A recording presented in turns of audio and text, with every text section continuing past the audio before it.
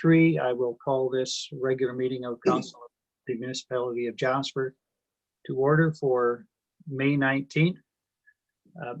The slight technical issues are a great opportunity to address a point. I welcome all those members of the public who have joined us again today. Council has consented to some adjustments to our technology to better accommodate the public. We're now able to welcome a maximum of 500 people to our meetings virtually. We're also learning to adopt new technology to existing procedures. Last week, to accommodate presenters and some of the letters we received, we simply suspended some of our existing rules. In the long term, that is not an answer. Our procedures, while recognizing the possibility of electronic meetings, were designed and configured primarily for in-person meetings. We are evolving and sharing emerging best practices with other municipalities as we all learn to adapt and grow. But as much as technology provides new tools, those tools were not purpose designed for municipal needs and for council meetings. So as a priority, Council has indicated a desire and a willingness to review and revise our existing procedures to better address public input while maintaining a framework that is certain, fair, and effective. And as we proceed with those necessary changes, we remind our residents that all of our previously existing opportunities to engage with Council remain in place. Members of the public are invited to contact councillors either separately or as a group by phone, email, text, in person, on the street. The feedback form on our website continues to be available. Members of the public are also welcome to take steps to be placed on the agenda to address Council orally, as occurred last week. And all of the public, or at least now 500 of you, are welcome to attend meetings of Council virtually and to observe for yourself how Council addresses the issues of the day. And of course, public access to media, including social media, remains unimpaired. I just want to emphasize that your voices are important. We are attempting to develop mechanisms to encourage more purposeful, focused, and substantive public input, all of course in an environment of mutual respect. I make these remarks as mayor, but emphasize that this is an all of council approach. And so before we begin with the business of the day, I invite and welcome any additional comments from any other councils relative to this question of public input. Councillor McGrath. No other input, Mayor Ireland, but I just wanted to thank you very much for taking the time to address it so specifically and to ensure that the public has all of the information that they need on how to engage Council right now. Thank you. Thank you. If there is nothing else, then we will proceed. Agenda item 2, approval of the agenda. I am going to propose that item 14.1 can be deleted unless there is some other need for an in-camera meeting. I had asked that that be added to today's agenda, thinking there was a need, but I was in error. There is no need to meet in camera in the context of a regular meeting for that issue. So I invite someone to make a motion that the agenda be amended to delete that item. Are there any other changes, additions, deletions, or other changes required to be made? Councillor Keller-Granby. 10.19, a letter from Mrs. Vanessa Hughey. That should be sidewalk expansion, not reductions, not service budget service reductions. Thank you.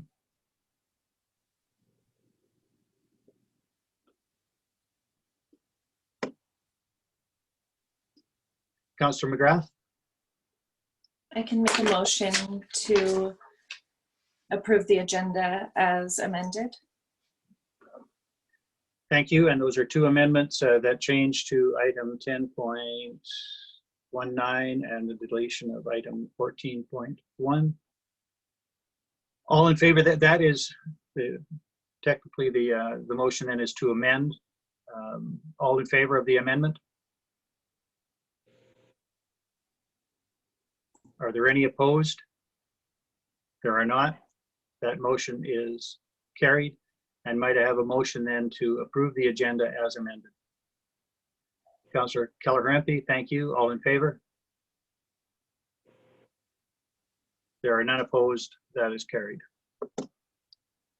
The minutes of the regular meeting of May 12th have been circulated. Are there any errors, omissions, or corrections required to be made to those minutes?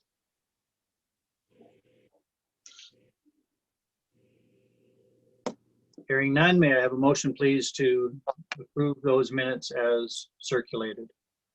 Councillor Journeau, thank you. All in favor? There are none opposed. That's carried.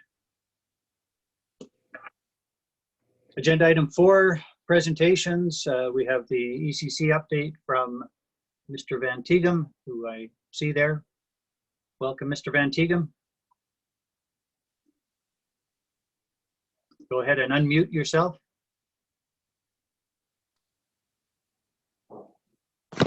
Looks like somebody did it for me. I almost muted. Hello, Your Worship and Council. Thanks for having me, and hello to everybody out there on Zoom land. My ECC update for this week. Every municipality in Alberta is required to appoint a Director of Emergency Management and follow the direction of the Alberta Emergency Management Agency through the Alberta Emergency Management Act and regulations. The Director of Emergency Management is responsible to coordinate all emergency management operations within the municipality, to prepare a municipal emergency management bylaw, and to ensure that all emergency plans are in place and coordinated. The Director of Emergency Management acts as the Emergency Coordination Center Director. As the Director of Emergency Management for the municipality of Jasper, my responsibility is to lead the municipal response through this pandemic. On March 11th, the World Health Organization declared the COVID-19 situation a global pandemic. On March 12th, the municipality of Jasper activated its Emergency Coordination Center. As well, we initiated our pandemic influenza plan and our emergency social services plan. And the Provincial Operations Center elevated to a level 4. On the 19th of March, a provincial state of public health emergency was declared.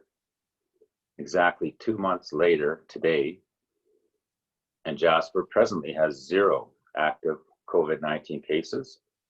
There have been 8 full recoveries in Jasper, and tragically 1 death. In Alberta, there have been 6,683 cases of COVID-19. There are presently 1,036 active cases, which is up 96 cases in the last 48 hours. And 5,519 people have recovered, and that's up 142 cases in the past 48.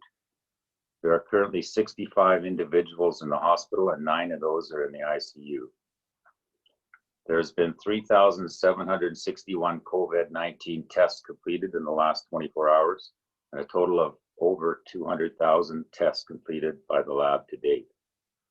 By the end of this month, Alberta Health is targeting for 16,000 tests per day in Alberta, which is a considerable accomplishment. There are 153 municipal emergency coordination centers or emergency operations centers presently activated, and 65 state of local emergencies are still in force. The municipality of Jasper Emergency Coordination Center, while still operating virtually, is still operating a virtually activation, is no longer in response mode and is shifting to recovery mode. Every division will be evaluating the upcoming stages and what their workforce and workload may look like moving forward. Last week, we stood down the emergency services branch, and all the ESS operations will now be managed in-house by the Community and Family Services Department. There will be no changes to the service or resources previously being provided. We have moved to 2 ECC meetings per week from 4, and we will continue the same 5-day operational period. For the present operational period, our incident objectives remain the same as the last. Firstly, to maintain employee and public health and wellness by following Alberta Health Services guidelines, collaborate and support Alberta Health Services and other agencies as the relaunch program is implemented, minimize operating costs while delivering essential services and COVID-19 response services, maintain adequate inventory of personal protective equipment required for the COVID-19 response activities, support the mental health of staff, provide weekly ECC action updates to the public through our information officer.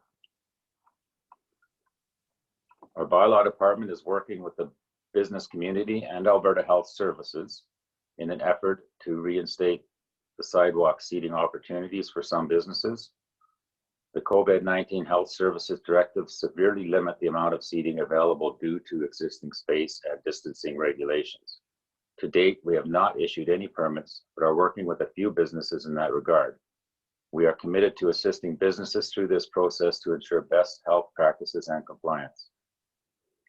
Alberta Health Services, Seton Hospital is slowly initiating a measured resumption of day surgery programs and some physiotherapy. They are still screening all staff and patients entering the hospital and all staff and residents of Alpine Summits. Seton continues the curbside swabbing and are averaging 3 to 5 tests per day. A local doctor is encouraging the use of masks by residents and will be providing further information for consideration for next week. Communications, the message from the ECC continues to be, in order to keep our residents safe and healthy, the municipality of Jasper has been and will continue to urge anyone planning a leisure trip to Jasper or Jasper National Park before June 1st to cancel their plans. This timeline is subject to change based on provincial health directives and further announcements by Parks Canada. While we are encouraging visitors to save their travels to Jasper for a safer time, we want to keep Jasper's local business community vibrant and resilient. Jasper residents can help make a difference by supporting local businesses. Whenever possible, buy locally.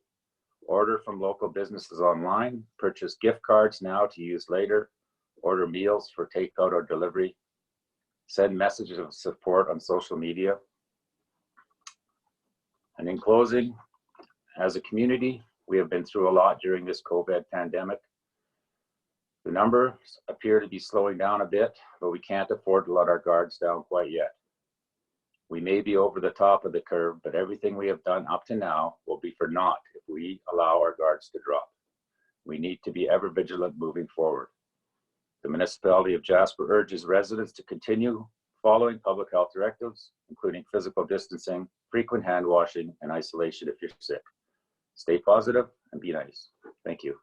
I'll take any questions, Your Worship.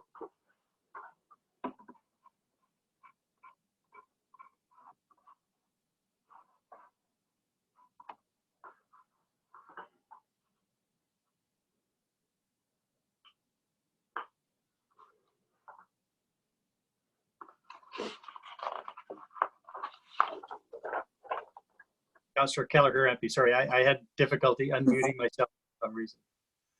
Mr. Van Tieken, I've been seeing some chatter around about the playgrounds.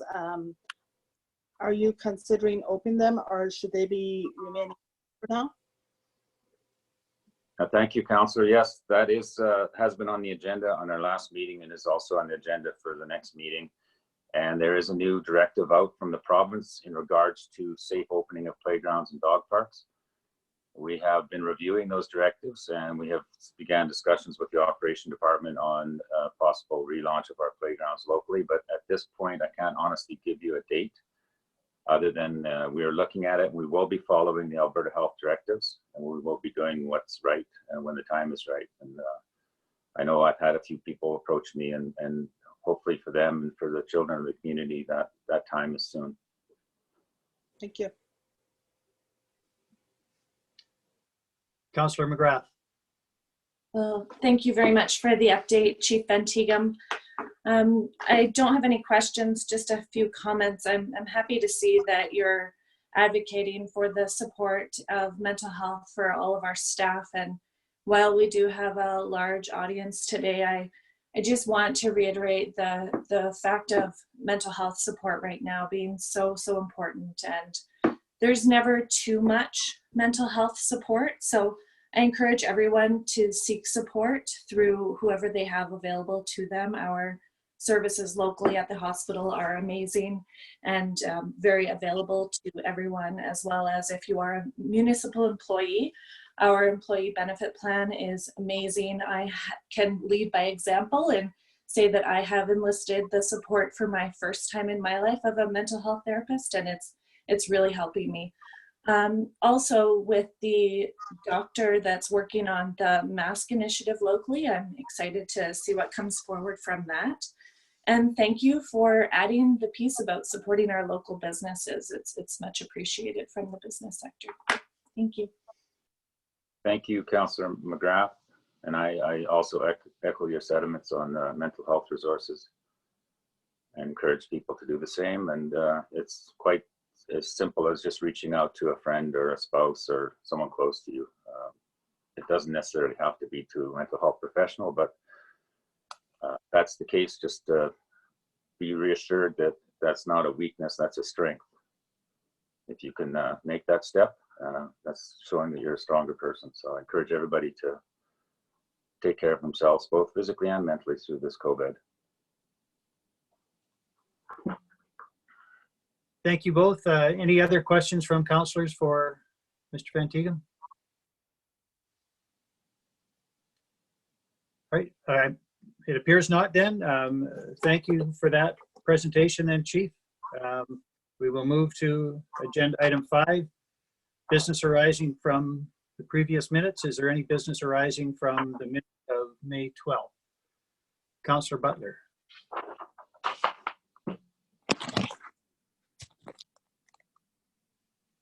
Thank you, Your Worship. Arising from last week's meeting, I'd like to say the following. I believe in focusing debate on the issues and not on the personal. And last week during the debate on Councillor Wilson's motion to rescind, some of my comments and the manner in which they were delivered crossed the line into the personal. I addressed Councillor Wilson directly instead of speaking through the chair and speaking to the issues. And in doing so, I adopted a confrontational tone. And beyond that, I asked Councillor Wilson a rhetorical question, which implied that he may have in some manner propagated inaccurate information or misrepresentations of council's intent. And this was accusatory and improper, and I know hurtful to Councillor Wilson. He and I and all of us are just trying to do our best, and getting personal just doesn't help, and it makes things worse. And I apologize to Councillor Wilson and to the community for my argumentative stance and accusatory implication. These discussions and debates have been stressful beyond words. I've heard the same from most councillors, as we just did from Councillor McGrath. And looking back on that exchange, I know that because of that stress and anxiety, I abandoned good judgment for a time. And I apologize. I've learned from my mistake, and I promise to do my best not to allow it to happen again.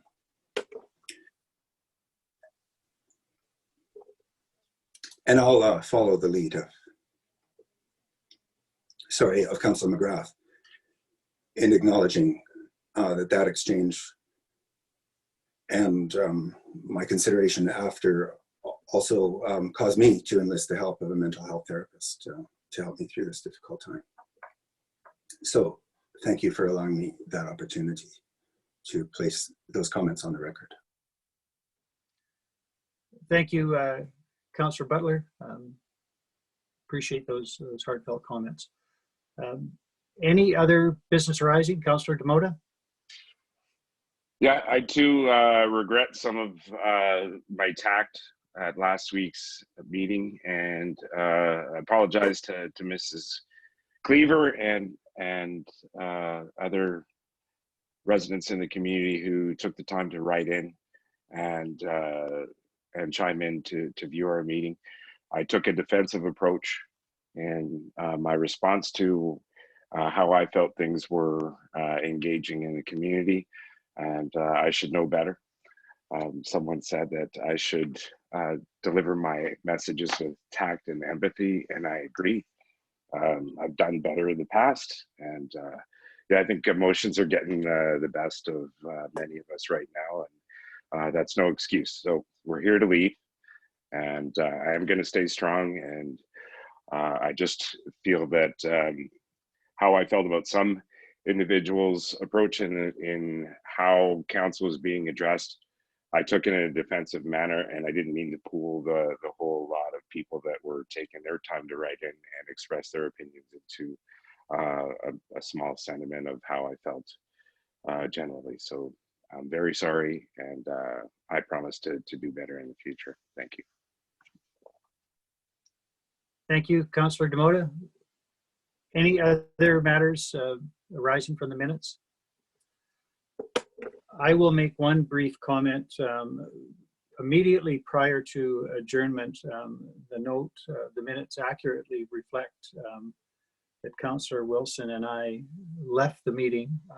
I assure you, I cannot speak for Councillor Wilson, but I assure you that was a technical malfunction only. I was awaiting an email which never arrived to invite me back into the meeting so that we could adjourn. And I assure you that there's no hidden message in my failure to return. If there is nothing else arising from the minutes, agenda item 6, department reports. I see that we have one department report scheduled from Culture and Recreation. I see Mrs. McNabb is on the screen, and so if she can unmute herself or Mr. Virchow can do that, welcome Mrs. McNabb. Thank you, Mayor and Council.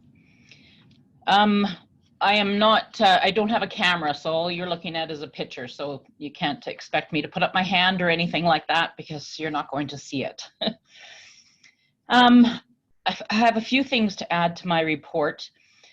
First off, the Culture and Rec Department has been extremely busy. There's only a few of us left here, and some people may think that our facility is closed, so how busy could we be? But believe me, we have been hopping. We've got contractors coming and going. We have lots of concerns coming in on our phone lines. We continue to cancel and reschedule events such as weddings, trying to find a time in the future where they can come back and enjoy our hospitality and the environment in Jasper. Right now, as Greg Van Tighem had mentioned, we are looking at opening the tennis courts soon, and the possibility of opening up the skateboard park and the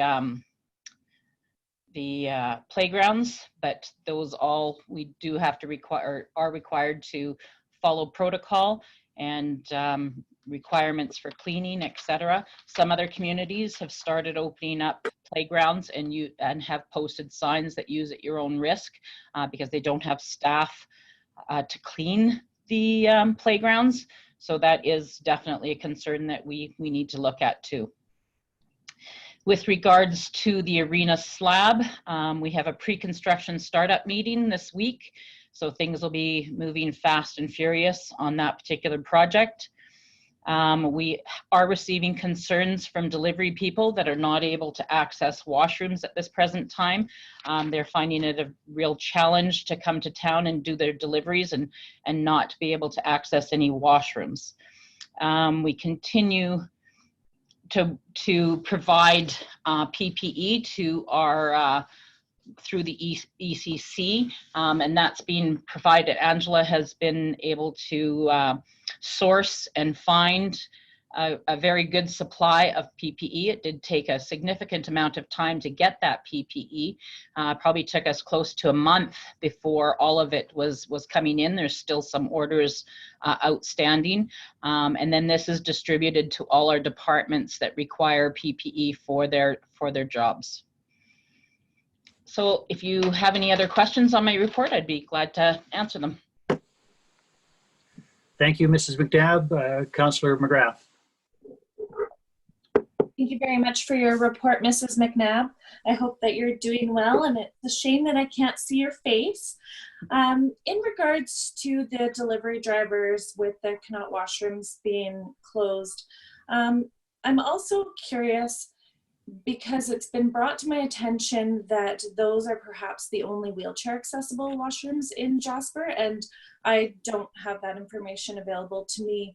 But I think that that just highlights the comments that I've made in previous meetings that we have likely made mistakes, and we need some time and some ability to really find a way to work together to make sure that we find efficiencies in the municipality and with our operations, but also be able to work through these really logical equations of, is it possible that we closed the only washroom that had wheelchair access, and really have honest and open discussions around the changes that we hope to see. And my second question is, I saw on your report that we have a demo permit from Parks Canada for the slab and board removal. Do we have a development permit or a building permit? Which of those would be required, and how long will that take?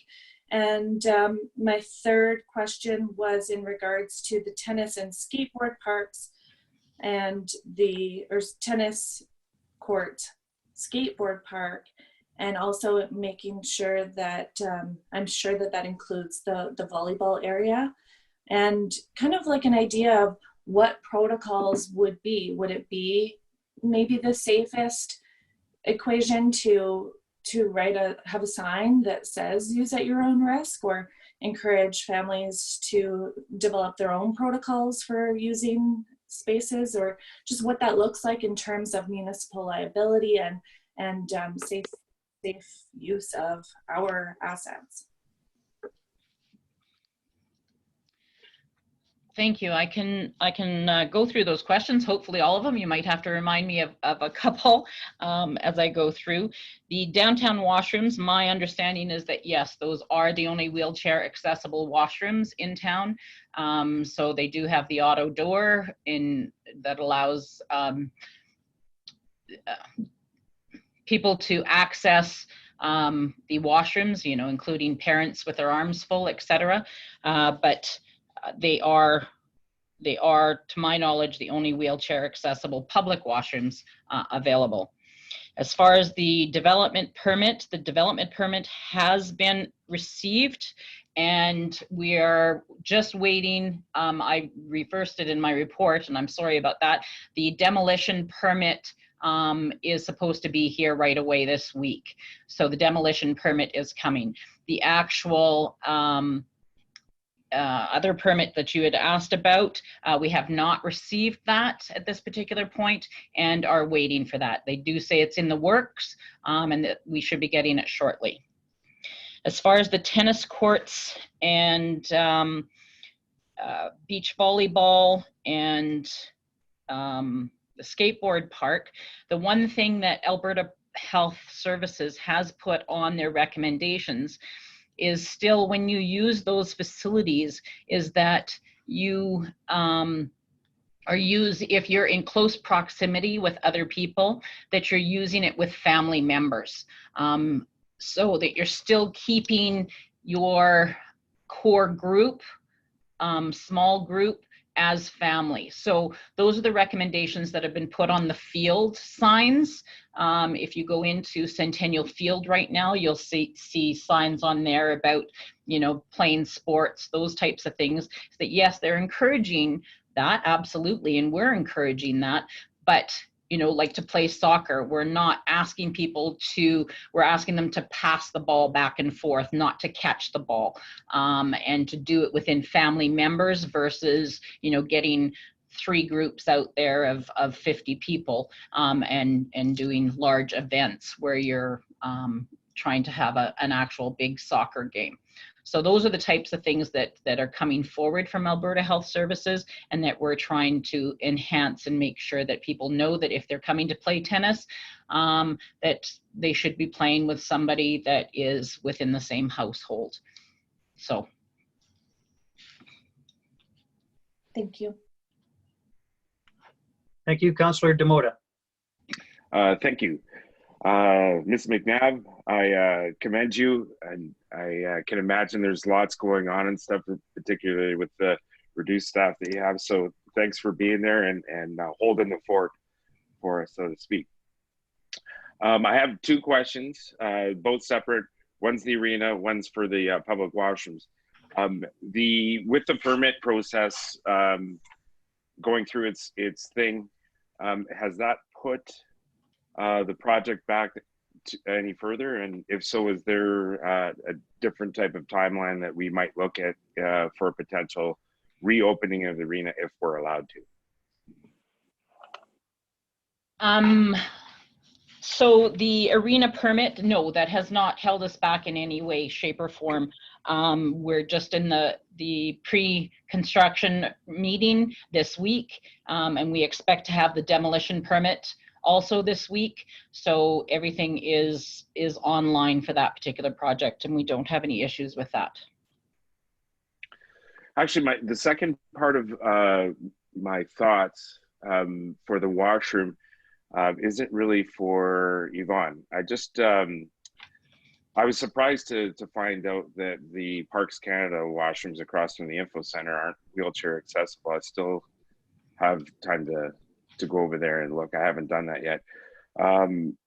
If that's the case, I just wanted to maybe lean on Parks Canada and the improvement district, our improvement districts, if we can see if they have some funds available to help fund our public washrooms, things that a lot of the traffic that's coming through our community right now is passing through or just here for a day visit. And having said that, I don't feel that it should be completely burdened on our local taxpayers to keep that open. If we need to open up because of demand in the busier months, even though it won't be as busy as a regular summer, if the demand is there and we want to keep pollution from occurring in the rest of the downtown area, maybe we can lean on our MLA and our friends at Parks Canada to see if they've got a few $1,000s collectively so we can all work together. If that's the only wheelchair accessible washroom, then I think we should have a collaborative effort. Parks Canada and the ID district did put some money towards getting that building developed. So because they recognize the need for the community and as well as the traveling traffic. So yeah, I'm all for re-looking at that. And if we can find some money elsewhere so it's not on entirely the backs of the community, that would be good. Thank you, Councillor Demota. Councillor Keller-Hrampe. Morning, Ms. McNabb. I hope you're staying safe. I have a question regarding the roof in the gymnasium area. Is there a pipe broke there? I heard some reports that the gymnastics club had to go in and remove all their equipment because there's something wrong with the roof. Yes, that's not a roof-related item. What it is the sprinkler system. So there's a blockage in the sprinkler line, and it's someplace in that particular area. So yes, I did ask them to come in and to move all their equipment to the side so that we could access all the sprinkler lines. At the same time, we'd also be able to take a look at all the heating units and make sure those are done at the same time, because it is difficult for them to get their equipment out of the way and off to the sides to be able to do any of that regular maintenance. So it's just for regular maintenance then that this happened? Well, it is a blockage. It's not for regular maintenance. This was a blockage that was found when we did our sprinkler system tests, which just happened last week. They were in finishing that up and determined that there was a blockage in the sprinkler line. So we need to find out where that is and rectify it. Okay, thank you. Thank you, Councillor Keller-Hrampe. Councillor Journeau. Thank you, Your Worship. Mrs. McNabb, I'm wondering if you could help us clear the air on the commentary around the arena closure for the upcoming season. And I will quote a letter from Jasper Minor Sports that says, "To have our town council make decisions that would cause us to cancel the 2021 season without even trying to contact the board of directors is a severe lack of consideration." Council has closed the facilities due to COVID-19 till December 31st. However, that date will be changed when Alberta Health allows us to change that. Council also approved a construction permit for the construction in the arena that is supposed to be completed by October 31st. So I understand that these commentary, the feeling, the emotions of the community are as a result of a comment or a letter by a member of the personnel. It's certainly not council's intention to have that occur as stated in the letter. I was wondering if you could help clear the air and reassure the public that the arena will be open. Thank you. Well, that's a challenging one because I guess that's up to council on whether or not we have budget to be able to open the arena if we are permitted by Alberta Health Services to open the facility. Just like the daycare has done a request for a decision. My understanding is that we would have to do a request for decision to open up the facilities if we're able to do it. And that's my understanding on that. So it's right now, we don't have the budget for that. And so we would come back to council if we're able to open and make that request as a request for decision in order to open our facilities. One thing to remember, if we are able to open up our facilities, it's going to take a significant amount of time to open them, to fill the pools, to get the chemically treated, to get the staff back on, to get them trained. The same with the arena, to get the ice in. We're putting in a new slab, so it's going to take at least a week longer to cool that particular slab down before we can start making ice, so that we prevent cracking and mishaps of the new cement. So there's definitely going to be some challenges, and it will take longer to open than other facilities might take to open. So those are things we have to consider. If we get the okay from Alberta Health Services, is that it is going to be a slower process to open up those facilities.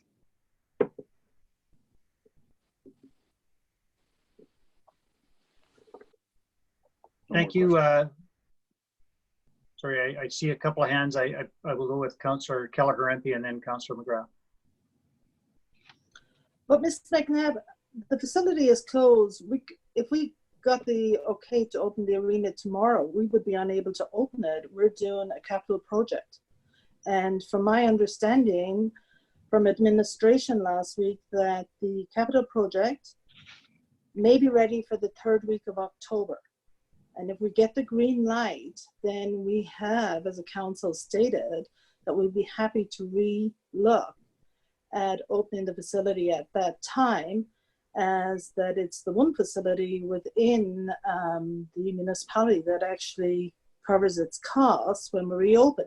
So I don't understand why administration is saying that the arena is closed due to reduction due to COVID when we're having a capital project. We approved a $2 million plus project. So isn't the arena actually closed because of the project? Or are we able to have the arena open while the project's going on? I am confused. Right. Mr. Furcho, you wanted to contribute to that? Maybe if I could. I think Councillor Journeau pretty much summed it up exactly. The arena was part of the closure of everything due to COVID.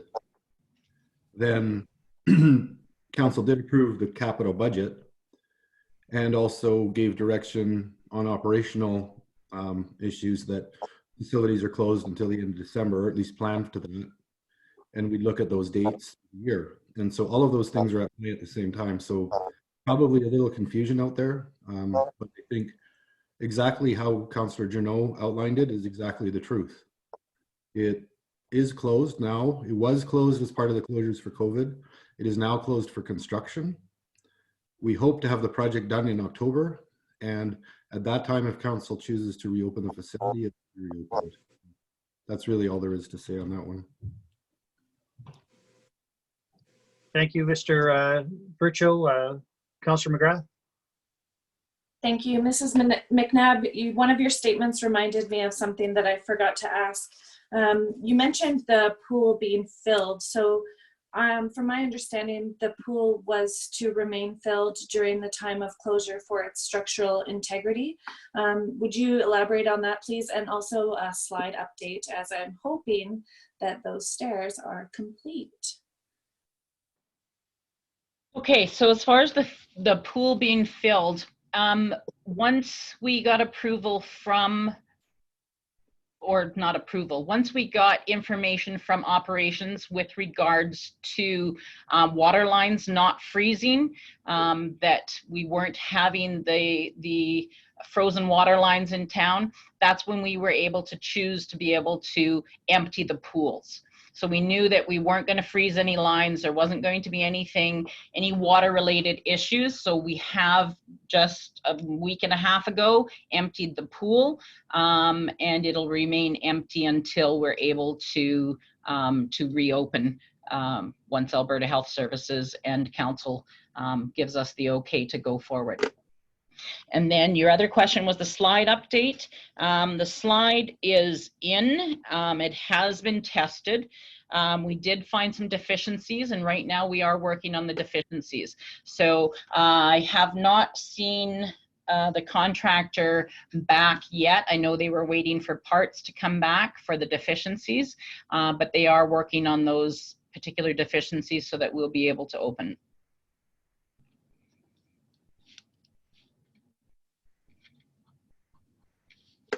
Thank you, Councillor McGrath. Thank you, Mrs. McNabb. Are there any other questions? Councillor Demota and then Councillor Butler. I just wanted to thank Yvonne again and the team that she has right now. I know it can't be easy, and you know, you're doing a lot of stuff that you have to cover other areas that isn't part of your normal day-to-day. So again, I commend you and thanks for being there for us. And all other administrators and people in the community, I apologize to them too. I don't want to take away to, it's just that Yvonne was presenting today, and but very grateful, and we're really happy that you're there. Thank you. Thank you, Councillor Butler. No, I'm fine. Thank you. My questions were answered. All right. Thank you. If there are no further questions, then for Mrs. McNabb, thank you very much for your report. We can move to agenda item 7, bylaws. We have the tax rate bylaw proposed for first and second reading with an email or an attachment to be provided. Can I just confirm whether that was sent? Was that this morning's email? Do others have the attachment to be provided, or is that to be provided now? Go ahead, Mrs. Malinchuk. That was emailed out last night.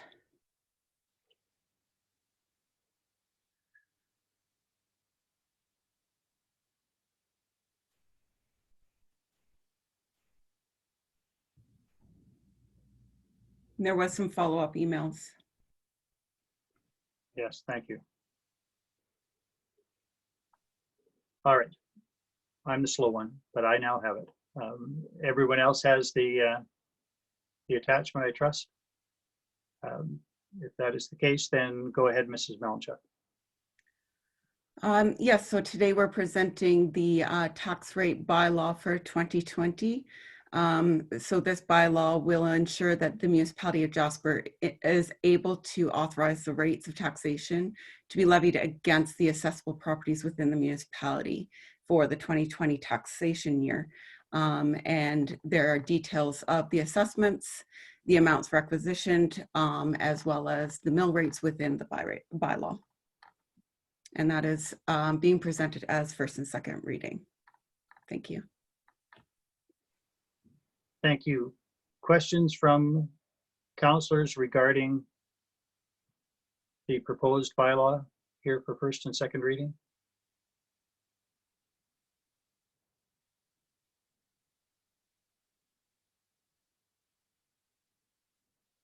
If not, might I have a motion from a counselor to read bylaw number 227 for the first time?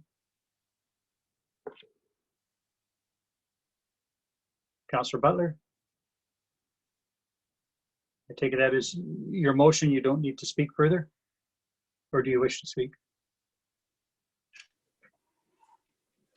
It's hard to avoid it under that kind of invitational pressure. No, I will simply take it, but your hand was up, so. Oh, I will make one comment. I was going to wait until second reading, but it doesn't really matter. And that is this, because of the, I guess, the degree of scrutiny that the community has quite rightly brought to this whole question of budget and tax requisition. I only want to make one point here, because it is absolutely not visible. It is completely obscure in the tax bylaw itself, and that's not a criticism. The tax bylaw is a very specific kind of a working tool. The point I want to make is this tax bylaw, as all of our tax bylaws have for in recent future, it imposes a differential tax rate between non-residential, which equates to commercial properties, and residential properties. And I have to say that I still find that the tenor of comments we see in the community leads me to wonder if people are really quite aware of what that means. And what that means is, and you know, we do this frankly without much discussion or conversation. It just rolls from year to year. But we impose 5 times more taxes per unit of value on commercial properties than we do on residential properties. And that results in our total tax envelope being funded in excess of 75% by businesses. And I say this not because I disagree with it. I think it's a question that needs to be discussed. And I have said we seem year after year never to discuss that reality. But the economic crisis that we're facing and the situation economically that this town is going to be in coming years really highlights the impact of that differential tax rate. So somebody that owns a property, let's say worth a house, houses in Jasper now can be worth $1 million, will pay 1/5 of the taxes on that house as $1 million commercial property. And it's that 75% of the tax envelope that comes from commercial properties that drives everything in this community. And that is one of the reasons that when we hear these many heartfelt letters and responses saying, well, I would rather just pay my taxes and have the services. That's why that is nothing like that simple an equation, because unfortunately, the reality is that in this community, the residential taxes pay for only a fraction of the services we enjoy. We wouldn't have anything like the broad range of services and facilities we have in this town if it wasn't for that 75% of tax income that comes from residential properties. So I'm not unhappy in any way with this bylaw, but I feel like we have to take our opportunities to make sure that our community understands where the money is flowing from in this community, and it provides a little bit of context for councillors' earlier decisions to lower that tax requisition for this difficult year. So thank you. It's not a question, and it's not in any way an expression of dissatisfaction with the bylaw or any of the work that's been done, but it pays forward to have that well understood in the community. And I hope I've contributed to that by clarifying rather than confusing. So thank you, Your Worship, for allowing me to speak to what is otherwise really just a housekeeping motion at this point. Thank you, Councillor Butler. And may I then attribute a motion to read that bylaw for the first time to you? Yes, thank you. Thank you. Councillor Demota. Well, I just wanted to say that I'm not sure if Councillor Butler saw that. I've been trying to put something on social media to go through all the questions and some of the miscommunication or misunderstanding on how the process works and where the money comes from and stuff. So it was just funny that you're kind of like in tune to the same movement, but by no means was that scripted at all. Thank you for stating things in the way you did. It probably was a little clearer in the way I said things, so you're a little more articulate, and I appreciate that. Having said that, we have had requests from the community to be a little bit more clear in our communications and help them with their understanding of our process. And I thought with that proposed bylaw today that we were going to have at least a presentation, a screen presentation, and then walk through it like we normally do in a regular council meeting. So not to put any extra pressure on administration, but usually we get a little preamble on what the numbers mean and how they look. And just because council understands them, it was emailed to us last night. Now we're going through first and second readings all in one shot without a lot of time for the community to process it or even understand what we're doing. And we were accused of doing stuff without having input or understanding from the community in the past. And I want to remind everyone that there are a lot of people watching in, and they want to be made aware of what we're doing. And to me, even though it needs to be done because we need to get our tax notices out, it may appear to some that we're rushing this through, and I don't want that concept to be stewing, because it's not our intention. It's just a matter of process so that we can get the tax notices out. So maybe a little further explanation if needed. I'm just throwing it out there. Thank you, Mr. Furcho. Your worship, through to Councillor Demota, in regards to this stage of the budget process, we typically do not do a presentation at this point. The budget, when we work through with the budget requests from the departments, what goes into each budget, that part does come with presentations. Once council has determined the dollar amount, this is simply taking that dollar amount and inserting it into the various codes for in-town properties, out-of-town properties, residential, non-residential, and splitting out the codes and putting it into a bylaw. So we typically, this portion does not come with the presentation, just so that we're clear on the record that we haven't. Okay, I think I was just making a point for clarity, but that's fine if that's the way it goes. Then. No, we definitely, there's not much to present at this stage. It's just the tax codes that reflect the budget. So okay. The total dollar amount, that's where there's something for the public to see. To take the 7 million and put it into the codes is literally, there's not a lot of conversation at this stage. Okay. All right. So if I can clarify, I don't know, because the formulas and the assessments on properties kind of change the numbers a little bit, and they fluctuate back and forth. But are we still, Ms. Malinchuk, are we still looking at a similar type of ratio of the 5-to-1 translating into 75% coming from the non-residential side? Yes, currently it's still the same. And if council would like to revisit how the ratio is, we can certainly do that in the future. I had anticipated trying to bring that to the table prior to going into all of these discussions. However, being very busy reworking the budget several times, I wasn't able to bring it to the table this time. But council can definitely call that at any moment to have those discussions surrounding the. That wasn't really my question. I apologize for not being clear. I think it's just with that ratio, the 5-to-1 ratio, does that, like last year, it translated into 77% of the contribution coming from non-residential. And sometimes that number goes up and down from like 75 or whatever. Is it still going to be around the 77%? Or not that a couple percentages matter, but they do. So I was just wondering.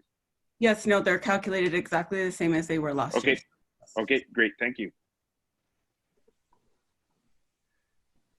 And thank you all for that. And just for clarity, I know last week we entertained a question from a resident about what the tax levy might mean for an individual property, and I deferred that, indicating that it was subject to all sorts of difficult and perhaps impossible calculations at that time.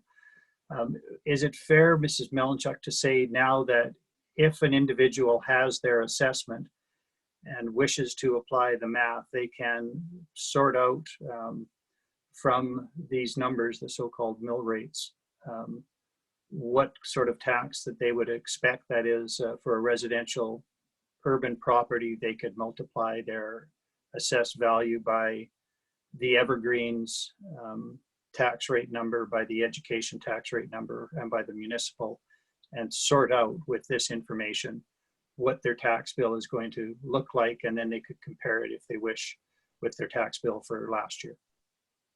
That's completely correct. They can calculate it out, and there is the factor of whether or not their assessment has gone up or down as well, to keep in consideration. I find that, you know, looking at your assessed value from the prior year and making that comparison comparison based off of your prior year on the new mill rates would give you a better indication of how the taxation is changing, because then you're not factoring in that assessed value as well, the changes within the assessed value. Right. Thank you. And so for the person who questioned last week, it is regretful that we couldn't answer, but until we had these numbers, that answer could not be calculated. Now it can be, and so I hope that helps residents who are interested in making those comparisons, either for residential or non-residential property, and whether it is urban or rural. We are back to the question, the motion that is on the table, that is to read bylaw number 227 for the first time.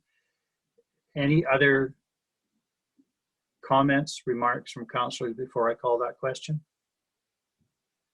I see no hands, so I will call the question. All in favor? There are none opposed. That is carried. And may I have a similar motion from someone, please, to read bylaw number 227 for the second time? Councillor McGrath, thank you all. Subject to anybody who wants to get their hand up quickly for debate, I will call the question. All in favor? There are none opposed. That is carried. So that will go to Parks for certification and come back for approval by Council for third reading at the earliest opportunity, with the intent that tax notices will be able to be prepared and dispersed to the community by June 15th, with a payment date of July 15th, even though we have already said that payment is deferred. At least such is my understanding. All right, thank you all for that. That takes us to agenda item 8, request for direction regarding Central Business District sidewalk seating. Mr. Furcho, are you going to carry that?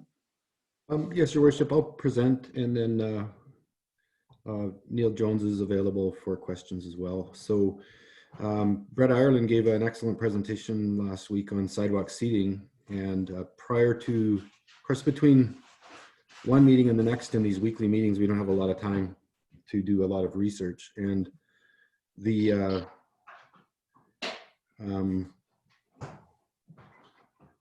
presentation contemplated some closures on Connaught and then some expansions of sidewalk seating on Patricia.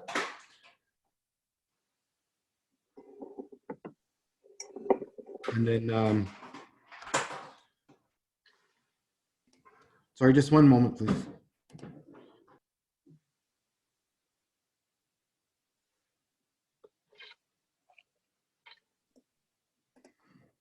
Sorry. We had,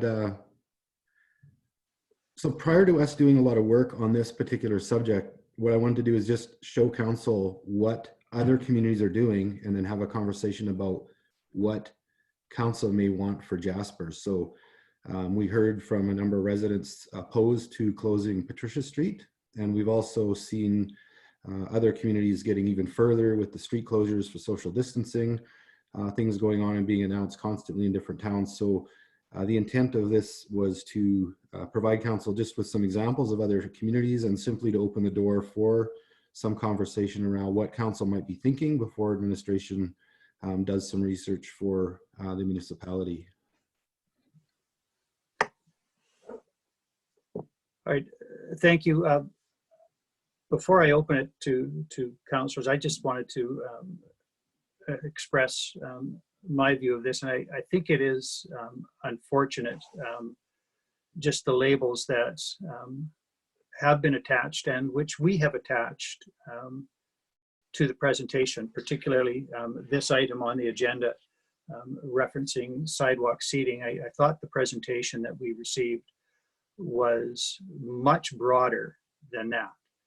In fact, it was called Public Spacing in Public Places, with an emphasis on circulation of pedestrian traffic and keeping alive opportunities for people to social distance while they're using our streets. And it could impact, of course, sidewalk seating, but it could also impact other retails who might be permitted to expand into an expanded sidewalk.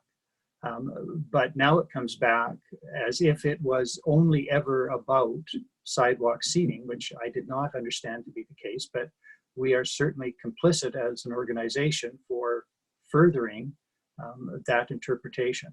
So I had thought that the direction that council gave last week was to consider the feasibility of sort of the generalized proposal, which allowed for traffic, not for closures, although closures of parking, but not closures of streets.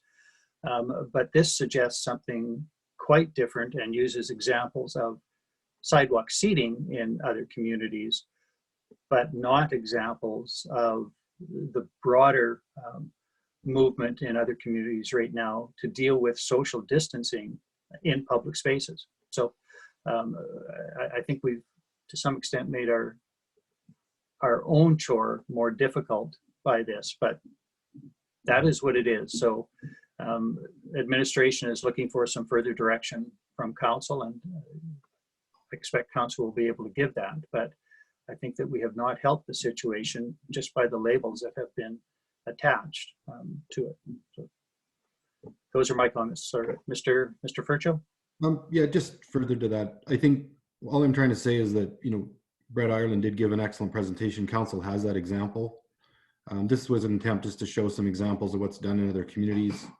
There's definitely a lot going on in other communities right now that council members are aware of. And as I mentioned, you know, from the time the meeting ended last week till the agenda goes out, we have about a day and a half to prepare. And with the changes in bylaw staffing, of course, that took priority over doing this kind of work. So the idea was simply to get something on the agenda that reflected what other communities do, to mix with what Brett gave, to mix with what councillors know, and then today have some discussion and some direction with council, because there are the letters opposed to some closures, that just let's have some chat and decide what direction do we want to go in, and then administration can put some effort into determining what it would take to do that. Because if we're going to put people into the traffic lanes, there are some safety provisions and traffic issues and you know, consultation with businesses, and there's a lot. So before we get anywhere down that road, we really need to get some direction from council. Thank you, Councillor Debota, and then Councillor Butler. Well, I'm not sure where the recovery task force is on this yet, but there are a lot of different options, and I'm for the ones that you know, assist the businesses that could benefit from it, but not burden the ones that won't benefit from it. So there's going to be a lot of workarounds on this, and I want to hopefully we get something that is collectively good, and it won't be too damaging to the businesses that don't or can't participate in that type of expansion. Thank you, Councillor Demota. Councillor Butler? Thank you, Your Worship, and thank you, Mr. Fritcho, for the report from the municipality. Zoom and recording and having those recordings available is great, except when you watch them and discover that you've probably said some things you wish you hadn't said and in ways you hadn't said them, but that I already covered. But I went back and looked at exactly what our direction was. And our direction was to ask administration to do some preliminary research and look at options. And they've done that, and I appreciate that. But the main part of our direction was to refer this to the Recovery Task Force, because I think we were, I don't know, I think we at least had pretty strong consensus that none of us felt necessarily ready to wade into the specific details of closing this lane or that lane and the impact on this kind of a business or that kind of a business. And it seemed the perfect question for the task force to review, but we haven't heard anything about that. And Mayor Ireland, you are our representative on the task force. So what I would like to know is what are we waiting for the task force to come back with recommendations? And is that why we have not seen anything more on the specifics of Brett Ireland's proposal, or where is that sitting? Because I felt that that was at the core of our plan to move forward on this. So I would like to know where the task force is with respect to this issue.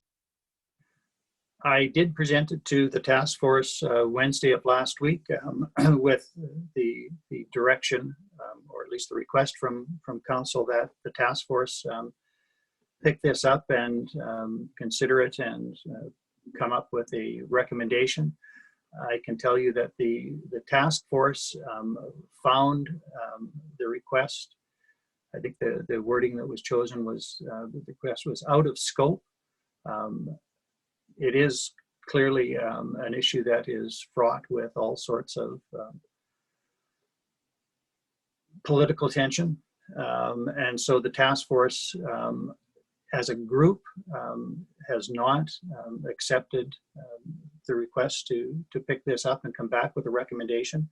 There are members of the task force, however, that are interested in being engaged, and the Jasper Park Chamber of Commerce in particular, as I understand, has developed a very short form of survey and intend to go, I think, business to business in the affected area, or at least the proposed affected area, to get more detail and report back to us. So there will be further consultation done and some sort of a report coming back, but I would not suggest right now that there will be a recommendation from the task force itself. Sorry, I will, because Councillor Butler asked the question, I will let him respond, and then Councillor McGrath and Councillor Kelly-Crampy. Thank you, I appreciate that, and it is a follow-up, and this is a follow-up, so I appreciate that. I guess I feel no choice but to express just huge disappointment. I don't know, I can't think of an issue that would be better suited for the task force to consider for us. It is primarily a question of business, of economics. We have multiple representatives of the business community at the table. We have Parks Canada at the table that deals with land use. We have the municipality at the table where there are obviously municipal implications.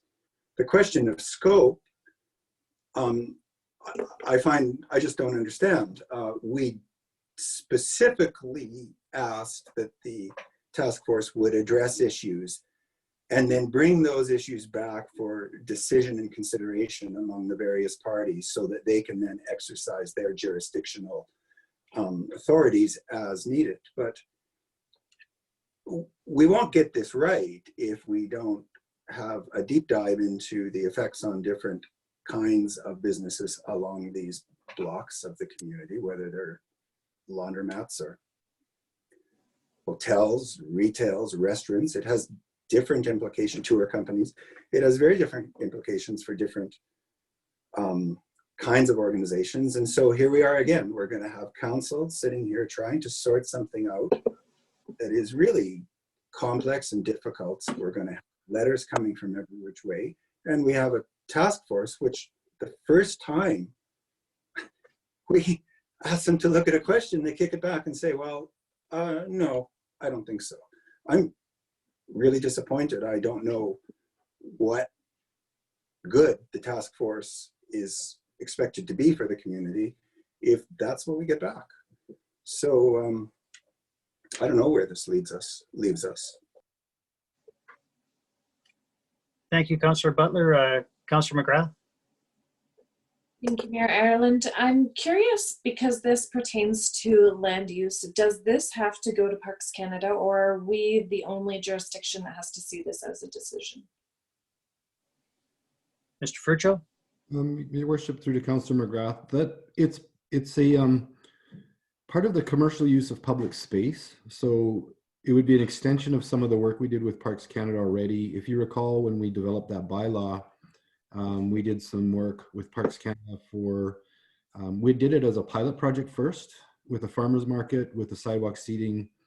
Busking was another part of that. And then we formalized that. It went to PDAC. I presented at PDAC, and then everything that we've done since was kind of an extension to that. So it's I would see it as an extension to that. I'd certainly consult with Parks Canada, but more importantly than the land use itself is going to be discussions around access to business and public safety. When you put people into the lane of traffic, and especially when you mix it with cars, there's a lot of safety issues. That's kind of more my primary concern, but certainly we'll touch base with Canada. I don't see it as a major hurdle. Thank you. Councillor Keller-Hempy. Councillor McGrath asked my first question. My second question is, Mayor Ireland, when does the Chamber of Commerce anticipate to have input from all the businesses within the area? I don't have an answer. I know that they have drafted their questions, whether they are out now knocking on doors or otherwise engaging with individual business operators. I can't tell, but I do think that they regard it as a priority, urgent item and are moving forward. Thank you. Councillor McGrath. The way I feel about this topic is I'm really optimistic that we can find a compromise that works both for the businesses that really want and need this for the success of their business, as well as make the businesses that are feeling hesitant about it more comfortable. There was an email that we received last night, and it kind of suggested a hybrid option. And I think that there's probably a lot of work that can be done in a hybrid option. The recommendation or the idea was to extend patios to the full width of the sidewalk and into parking stalls of the affected business if it chose to do so, and to create such a boardwalk around that for pedestrian traffic, which I think if the municipality found a way to perhaps create a motif where the businesses had to create their boardwalk to look this way so that they were all in unison in the downtown area. And then there could be both extended patio seating for social distancing and for the success of the businesses, retail and restaurants that chose to participate, as well as ensuring more social distancing and great compromise for those that are not interested and that still need their parking stalls in front of their businesses for their patrons to use, as well as for places like the motorcycle tours business to be not negatively impacted. So I believe that we can probably find a way through this without causing harm to those that do not want to see this, while increasing the vibrancy of our downtown core and allowing more opportunity for businesses to recover and thrive. Councillor Keller-Hempe. I agree with Councillor McGrath. It works quite well in Canmore. We've seen that where they have boardwalks out on the side and they take the space and then you go back on and the next business may have their parking stall. It also works very well on White Avenue.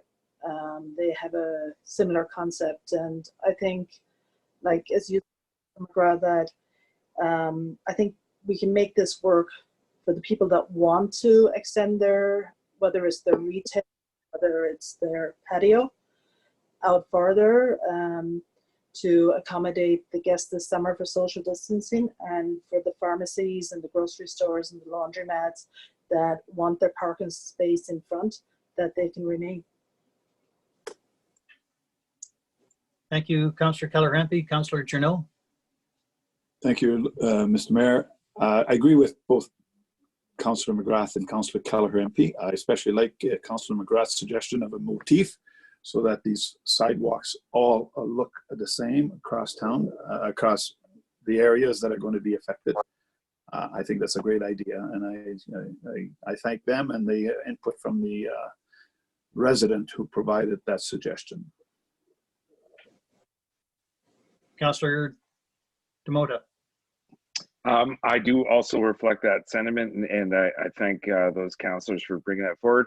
I also have the same type of sentiment as Councillor Butler on the engagement of the task force, but that's neither here nor there right now. When I was part of the now defunct Traffic Advisory Committee, or non-existent, there was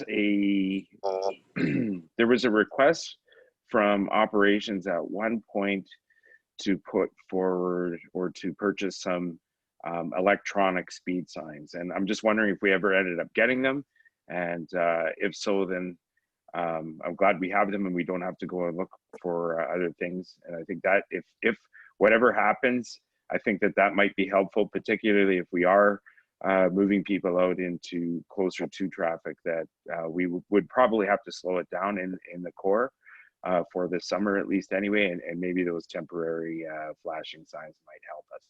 So, but that's an operational thing. I'm not giving direction. I was wondering if we have them. All right, well, our request is to give some direction to administration. It appears to me, without jumping to conclusions, that councillors appear to be interested in pursuing the idea somewhat, perhaps adjusted, refined to fit our circumstances. I would have anticipated that from administration, working with other partners who are interested in assisting. So I believe the Jasper Park Chamber of Commerce, as I indicated, I think Tourism Jasper is also interested in assisting where it can, although I won't speak for them. But I would think that from a municipal perspective, we ought to be looking at a report about how any changes might impact emergency response, traffic flow generally to essential businesses, what it might mean to reconfigure traffic if that was the way we were to go. I mean, those are things I think quite specifically within the municipal domain, and I would like to get some feedback from administration on what those impacts might be and how they might be addressed, what options are available to us, but with an overall intent that there be some work done on our part to see whether something can be made to work, as other councillors have indicated, in a way that allows for an enhancement of economic opportunities for those who can take advantage, but does not diminish existing opportunities for those who can't take advantage, but not restricted to sidewalk seating. So opportunities for any business, retail or otherwise, to move on to public spaces if that will assist their business. But let's look at what can be achieved and where there might be limitations. Not that this is in any way technically accurate, but I did go about the town last night just to see, and the entire initiative, it seems to me, is focused on allowing opportunities for social distancing in combination with increased opportunities for economic resiliency. We have some major challenges on our sidewalks right now, with nothing added to our sidewalks. Where we have planters, say at the corner of by the TD Bank and on the other side, there is probably not room to socially distance in a proper way. And I was thinking particularly if two people in wheelchairs met each other, there are places where they cannot get by. And do we have an obligation in a broader sense to look at how our streetscape is configured to allow people to come and use our public spaces and yet maintain recommended social distancing? And it will be challenging. So I think we should, as a municipality, look at our physical plant. We have still bike racks on sidewalks now. Well, those are, I'm sure, scheduled to be moved onto the street, but we have lots of signs and garbage containers and all sorts of things that are already obstacles, which I think effectively prevent, in some instances, proper social distancing. So I would like administration to be looking at our physical plant to see what changes can be made at the same time as others are looking at the business response and how this may impact, whether positively or negatively, other businesses and work in unison. So from my perspective, that's the sort of direction I would like council to give to administration, but I of course leave it to council to formulate the direction that administration will be given.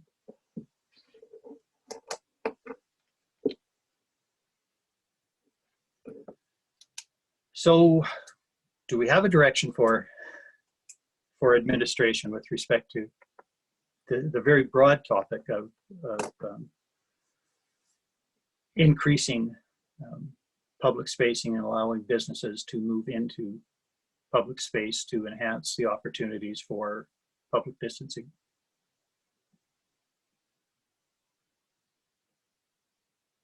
Councillor McGrath? As you mentioned, Mayor Ireland, I think it would be appropriate for council to direct administration to look into the emergency response impacts of bringing this idea into a possibility in our downtown, as well as the mention of social distancing in public spaces, regardless of any changes. What do our current sidewalks look like? And for people that are mobility, have decreased mobility or are immunocompromised, as you'll see in a letter in our correspondence, we must give consideration to that, aside from the increasing space for social distancing for those businesses that want to. But I would suggest, though, because I heard most councillors in favor of the recommendation that was sent to us by email from a resident last night, as I verbalized, administration look into how businesses that desire an extension of their business into public space could achieve that while reducing impact to those around them in business that might not be interested, and how to keep that pedestrian flow of traffic and mobility issue for accessibility in our town to be really considered with these options. And I know we have a lot of local expertise that could help us out. Thank you, Councillor McGrath. Councillor Keller-Hrampe? Maybe some of these questions could be incorporated into, if the chamber hasn't gone out with their survey yet, at least they get an idea of the businesses that are interested and what they are prepared to do, and if they're prepared to cover their expenses in order to extend their sidewalk. That way then, because we don't want to put too much work on administration, but as you said, for the traffic flows and that, we leave that to administration, but for the questions from the businesses, maybe that the chamber can incorporate into their survey. Thank you for that. Councillor Butler? Sorry, I'm trying to follow the conversation closely. And Councillor Kelleher, MP, would you repeat what you just said about covering expenses? I'd like to be sure what your suggestion is. I think that this shouldn't come to an expense of the town, that if a business wants to expand, then they should expand and maybe pay a rental towards taking that parking stall. Thanks. I simply didn't catch it, so thanks for clarifying that. Right. Councillor McGrath. The only thing that I think it would be important to add in the beginning stages of exploring this would be that this is a summer 2020 plan, so that if a business goes out and invests a significant amount of money in creating their boardwalk with our motif that's specific to the MOJ, that they understand that it's an investment that they're making for this summer, and that there's no promise or indication that it will be anything further than this summer, just so they can balance their expenses and their expectations properly.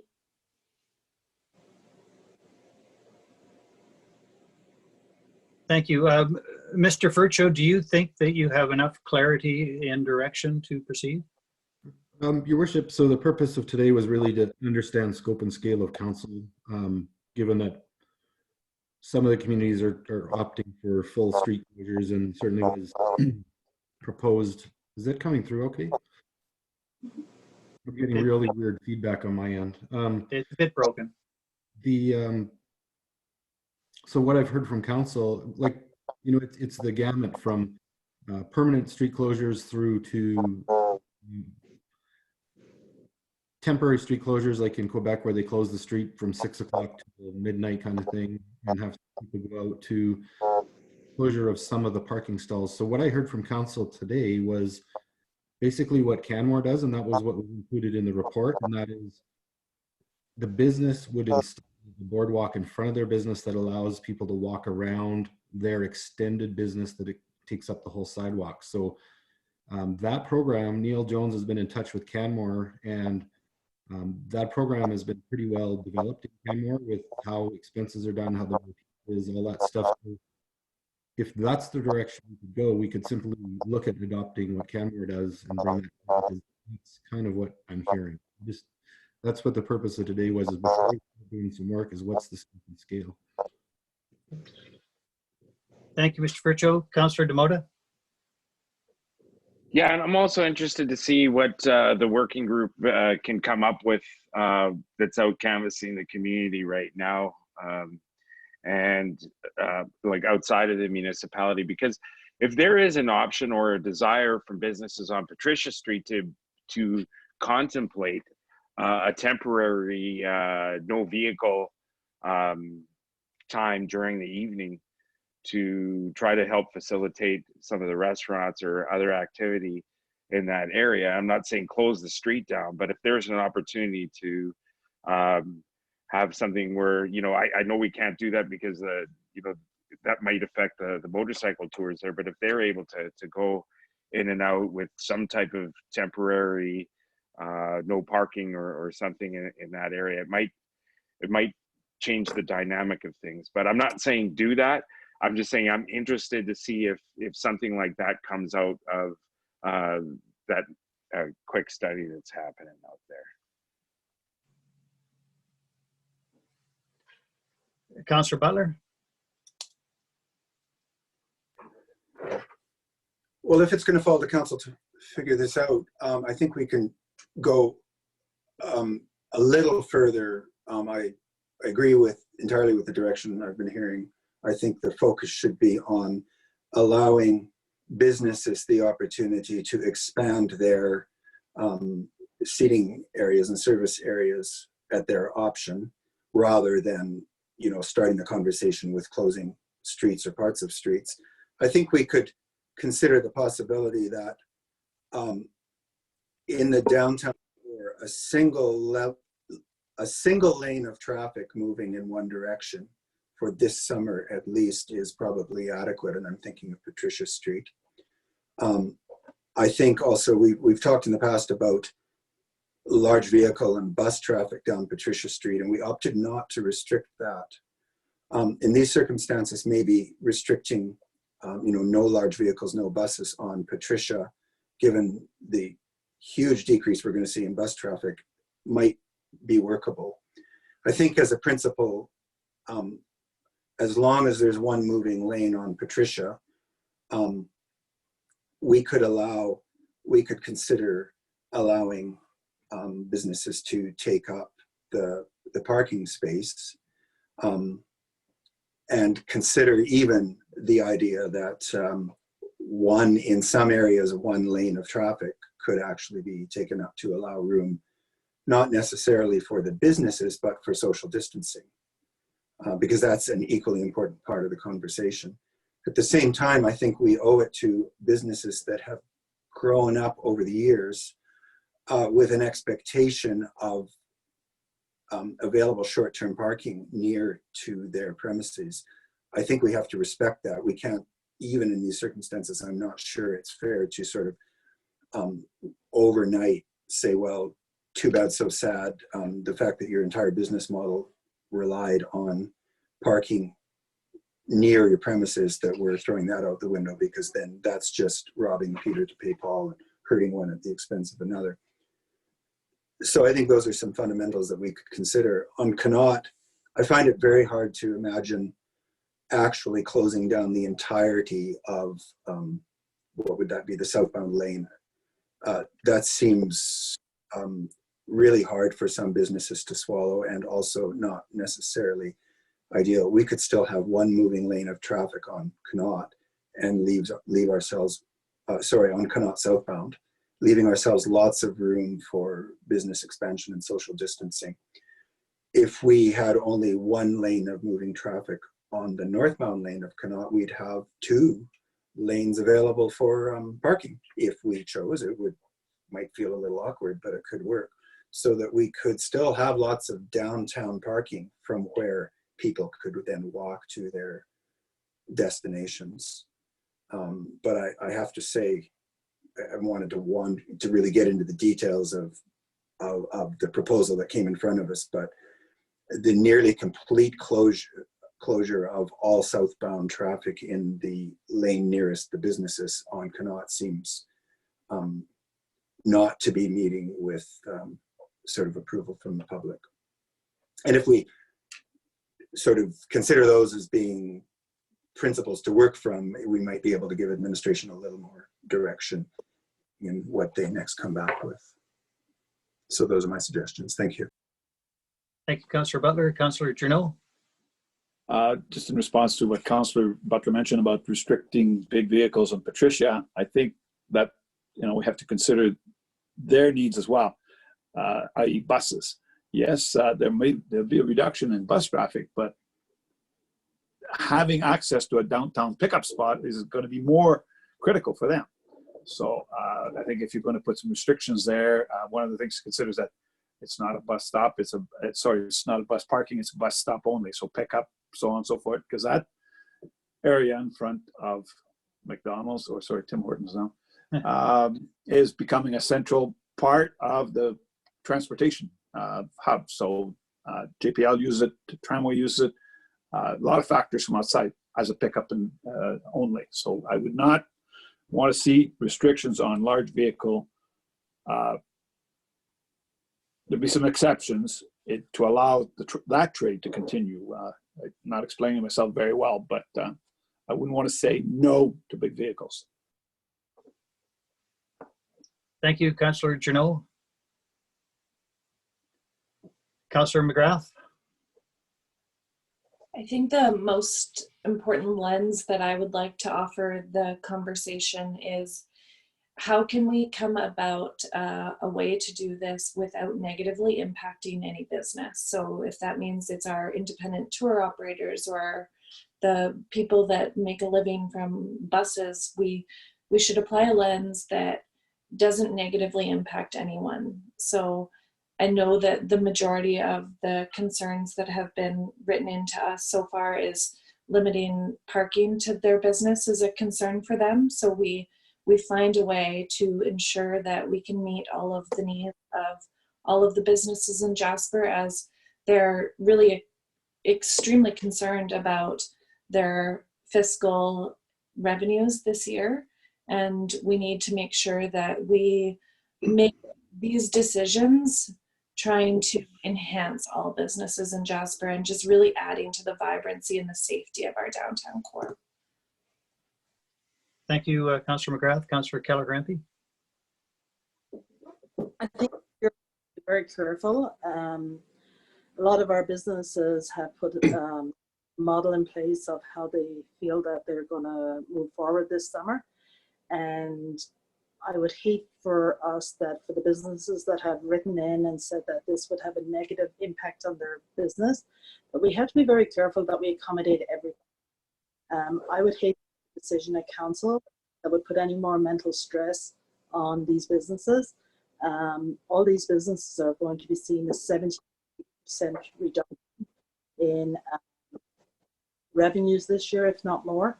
So I think we need to be very positive. We have to have the business community work together. I would hate to see this cause a division within our retail and restaurants that, oh, because it has come out that like this is what the restaurants want, not necessarily what the retailers want or what the hoteliers down there want. So I think we have to be very, very careful. We need to keep the mental health of everybody sane for this summer. We need to be very positive, and we need to find a solution to move forward with everybody. And I really would like, before we make any real decision on this, to see the survey that comes back by the Chamber of Commerce if it goes to every business, because in the end, it's those businesses down there that are affected. So we have to make sure that the model we bring in is right for all.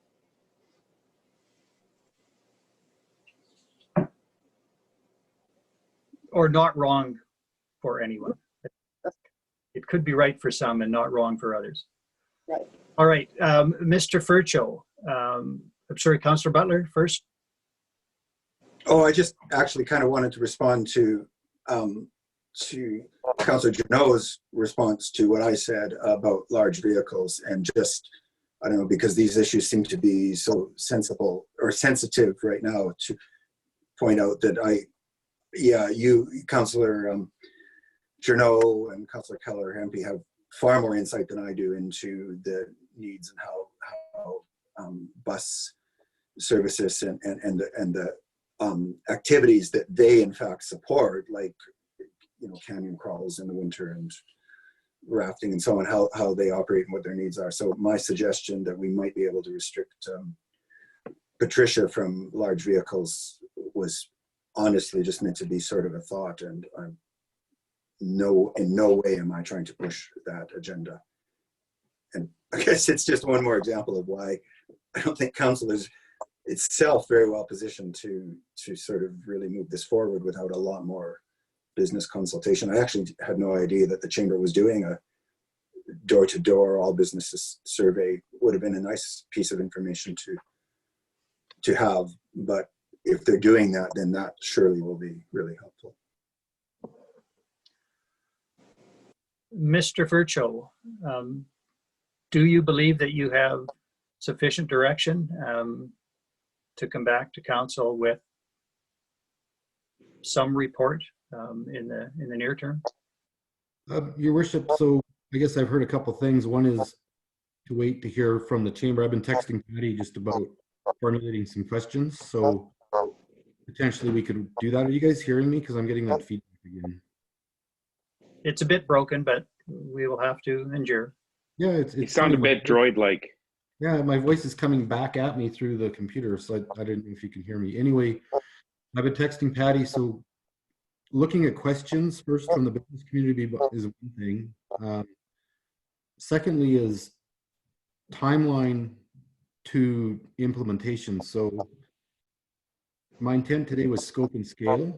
And so if we're looking at something to implement quickly, as I said, Neil's been in touch with Canmore, and closing the parking spot in front of a business for a boardwalk so that one business bears the brunt of that and it doesn't affect the businesses around them as much. It still does take away more parking, is the least intrusive and sort of most easily adopted because someone else is doing it type of thing. Whereas we start closing streets, the level of consultation required is higher. And then when you have anybody in the walking sort of boardwalk scenario, you have people walking and they can keep an eye out for cars, but where do you mix cars and people? If you have people sitting out there and they're allowing cars through, that brings up a whole bunch of other issues. So just trying to understand the scope and scale. And so what I've heard so far is let's talk to the business community through the chamber first to get an idea what they're thinking. And if we proceed, likely we'll proceed with something that looks like Canmore's unless somebody tells us something different. That's what I've got so far. All right, and I think that is fair. And I would simply suggest you're looking at Canmore pre-COVID, because I think their response has been somewhat different now than what you've been looking at. But that's right. And what I prefaced my presentation with is that a number of communities have taken a much more aggressive approach, and council members would be aware of that. There's announcements coming from all over where communities are Revelstoke is one. I think Edmonton, there's others that are closing complete blocks of streets to allow the social distance restaurant stuff to go on. And that would be something council members are aware of. And if they want to, we could look at that as well. But the steps that I'm going to take so far are working with the chamber on consulting the community, and we're going to just bring forward what Canmore has as a sort of a first step, barring hearing anything different from council members and the community. Is that fair? but specifically impacted or potentially impacted businesses in that area, as opposed to community generally. The what you mean, the consultation? Yes. Yeah, so it's whatever the chamber's doing. I'm not quite sure how they're running that consultation. I was just going to piggyback on that with what they're asking. Thank you, Councillor McGrath. I also think that it's important that we move through this fairly efficiently and swiftly, and put lots of intention and meaning into our direction, of course, and into the actions that we take as a town, but recognizing that the park may open June 1st and our businesses are going to need the support of our decision made meaningfully, but sooner than later, so that they can optimize their months of increased revenues. Yes. There is an acknowledged urgency. Thank you. All right, if council is content with that direction and Mr. Furcho is content, I am going to propose that we leave agenda item 8, but before we pick up agenda item 9, which is request for decision, that we take a short recess. I have 11:16. Let us reconvene in 9 minutes time, 11:25. We are recessed until then. Thank you. All of council back. Mr. Furcho, are you available? You are there. Thank you. Started recording again. All right, I will call us back to session. We are at agenda item 9, a notice with respect to Wildflower childcare, daycare, and out-of-service care reopening. Ms. Daniels, are you leading that discussion? I believe I am. All right, well, welcome. Go ahead. Thank you. Just because I can't hear myself, just the volume okay? Any feedback? Good? Okay. Your Worship, members of council, I'm here today to request approval to reopen Wildflowers Childcare, both our early learning and out-of-school care programs, on June 1st. Wildflowers Childcare programs closed their doors suddenly on March 15th as a result of the COVID-19 pandemic. All fees paid by families between March 16th and 31st were refunded at both programs, and regular business costs have continued to accumulate. During the first week of shutdown, 10 casual staff and 4 full-time staff were laid off, and 1 began long-term leave. Of the remaining 17 staff, 4 were self-isolating, 2 were working in other departments, and the rest of the staff were working at the center to finish up documentation required for our ELCC grant, performing cleaning and minor maintenance, and working to support families in our community. After agreements were made with the union, the remaining staff were laid off mid-April. The loss of revenue, together with accumulating costs, has led to childcare services expending most of its forecasted municipal contribution for 2020. While the municipally operated system offers high quality childcare, it also poses challenges around affordability for residents.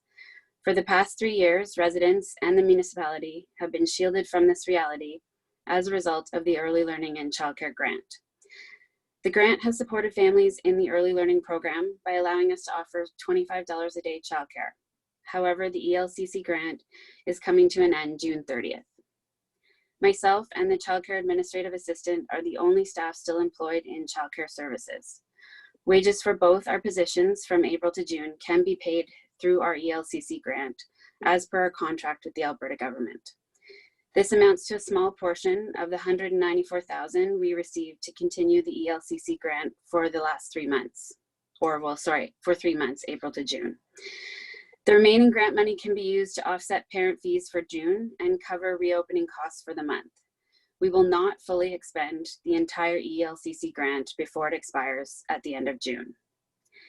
After that, for July and the remainder of the year, families will be expected to pay the full registration fee for childcare. Following months of unemployment, many families will have less capacity than ever to pay high childcare fees. Quality childcare is critical to workforce participation throughout Alberta, which is why for the past month, I have been meeting with fellow childcare directors in our region to plan for a successful relaunch of our childcare programs. We have listened in on many town halls with the Minister of Children's Services, attended meetings with our regional licensing officer, and worked with those centers already open as essential service sites to gain insight on what to expect when we reopen. I have discussed the new rules and recommendations for the relaunch with our local health inspector, and we have worked together to make sure Wildflowers Childcare meets the new requirements. She will formally inspect the programs before we reopen as well. The new safety regulations will ensure that childcare programs are set up to mitigate the risk of COVID-19. And these regulations are being updated regularly to adapt to the ever-changing situation. Not only do the new measures bring changes in the way we typically would run our programs, the new regulations will also escalate the cost of providing childcare. The largest cost will be for an increase in staffing levels, while we're reducing the number of children allowed in each program. Additional cleaning requirements and physical distancing measures will require at least 2 educators for each cohort of 8 children. Typically, we would only require 1 educator for a group of 8 children in early learning and 1 educator for a group of 10 in out-of-school care. Now onto the financial piece. 2 weeks ago, Council voted to reduce the childcare services operating budget by $14,475, which comes after a $27,000 provincial funding decrease announced in January of 2020. The decrease in provincial funding is the benefit contribution grant previously given to childcare programs to offset the cost of government payroll deductions. Before the recent cut 2 weeks ago, Wildflowers childcare programs were already forced to increase their fees due to the provincial funding cuts that came before the pandemic. In order to reopen, Wildflowers childcare programs will need additional financial support. With the current limit in occupancy, daily required screening, additional cleaning procedures, and restrictions on staff and children per cohort, the programs cannot open with a reasonable cost recovery. Administration anticipates Wildflowers childcare programs will need an approximate $103,000 to reopen safely and operate under the new regulations. There are many unknown factors in the coming months that will affect the economic viability of childcare services, making it impossible to know the exact costs associated with opening the programs. The numbers we have presented give a best guess scenario on current provincial regulations and required expenses. Provincial directives on staff to children ratios could change without notice, which could decrease or increase our operating costs. In addition, provincial or federal grants may become available, which would reduce the municipal funding required. Unless council directs a significant increase in user fees to cover operating costs, we do not see the possibility of reopening childcare services without additional financial support from the municipality. Wildflowers Childcare already had high fees before we received the grant 3 years ago. Now we run the risk of families in our community not being able to afford childcare. If no safe, appropriate, and affordable care for their children is available, parents may not be able to re-enter their workforce, which will negatively impact our community's economic relaunch. Now may not be the appropriate time to be looking at reasonable cost recovery as a benchmark for success. Thank you for your time today. And as noted in the request in front of you, if we are planning to reopen for June 1st, we would require a waiver of notice and decision at today's meeting. If council provides notice today and makes a decision next week, we'll likely reopen a week later on June 8th. So thank you, and I appreciate being able to forward this request for our families, and happy to answer any questions you may have. Thank you, Ms. Daniels. Mr. Furcho, before I open it to council questions, did you have anything to add? No, Your Worship, that was exactly on point. Thanks, Lisa. Thank you. Councillors? Councillor McGrath? Well, thank you very much, Mrs. Daniel, for your presentation today. It's certainly been on my mind and on the mind of many Jasperites to hear what you had planned for the reopening of the center. I want to first apologize to the public who I spoke out of reference last week saying that we didn't take money from the daycare, and I spoke out of term because there was $14,475 removed from the budget for the wildflowers, and I apologize because I'm always very true to my word and I made a mistake there. So I hope my apology is accepted.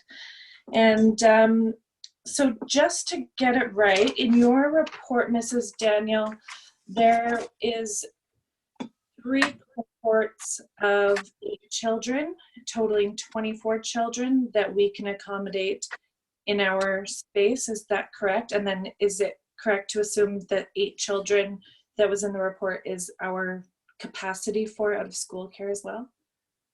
For right now, yes. But like I said in my kind of the preamble to this report, the regulations are changing. They've actually put out a new one yesterday. So I'm just kind of comparing that and connecting with our licensing officer to make sure that is still correct. But yes, that was my original plan, was 24 early learning and 8 out of school care. And if I may, Mayor Ireland, can I follow up by asking, just for the public to understand, what our normal capacity was pre-COVID in the daycare as well as in out-of-school care, please? Sure. For daycare, it was 76 to 78 children a day. And for out-of-school care, we were looking at about 45 to 50 a day. Thank you. You're welcome. Councillor Kelleher-Empey? Thank you, Ms. Daniels, for your presentation.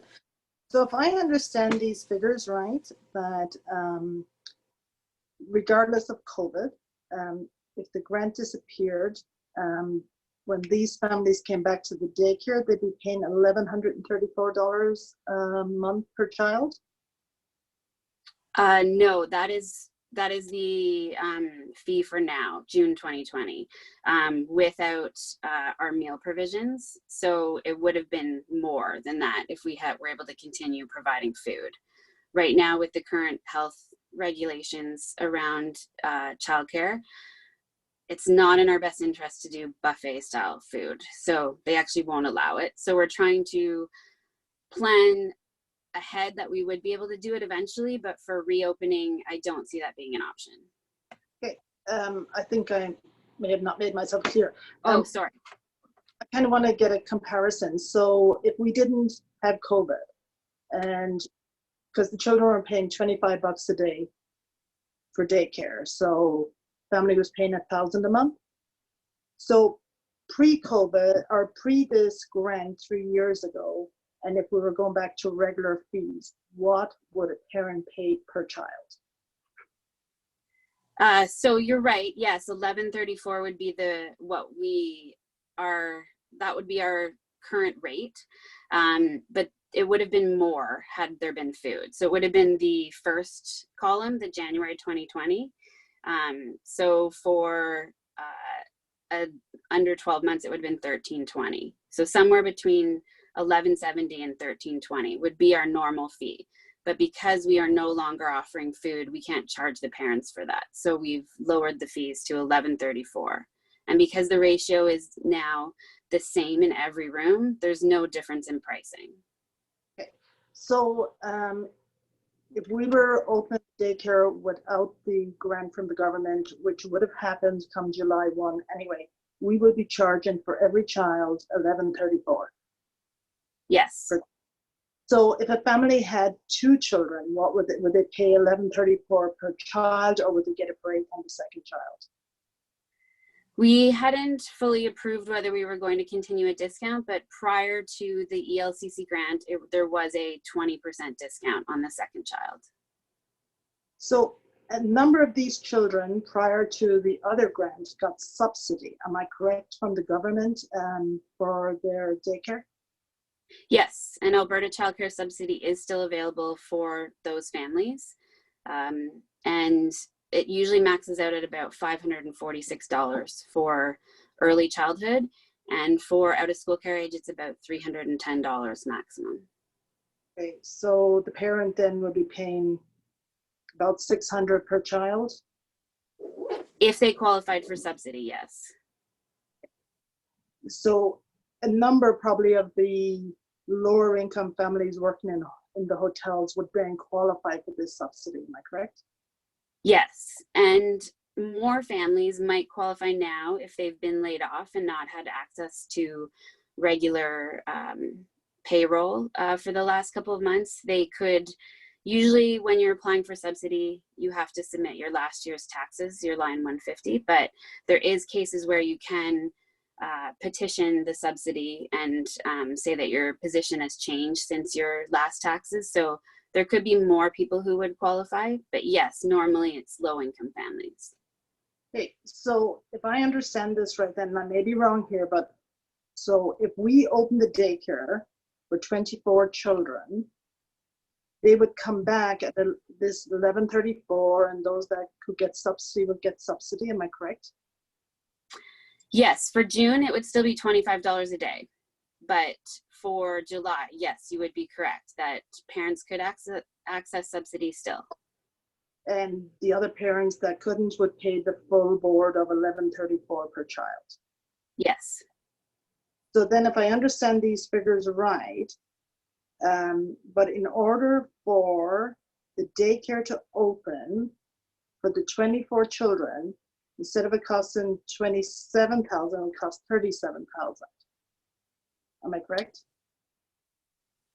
Well, $27,000 would be the revenue we would make off of 24 children, and $37,000 would be our expenses. Yes. Okay.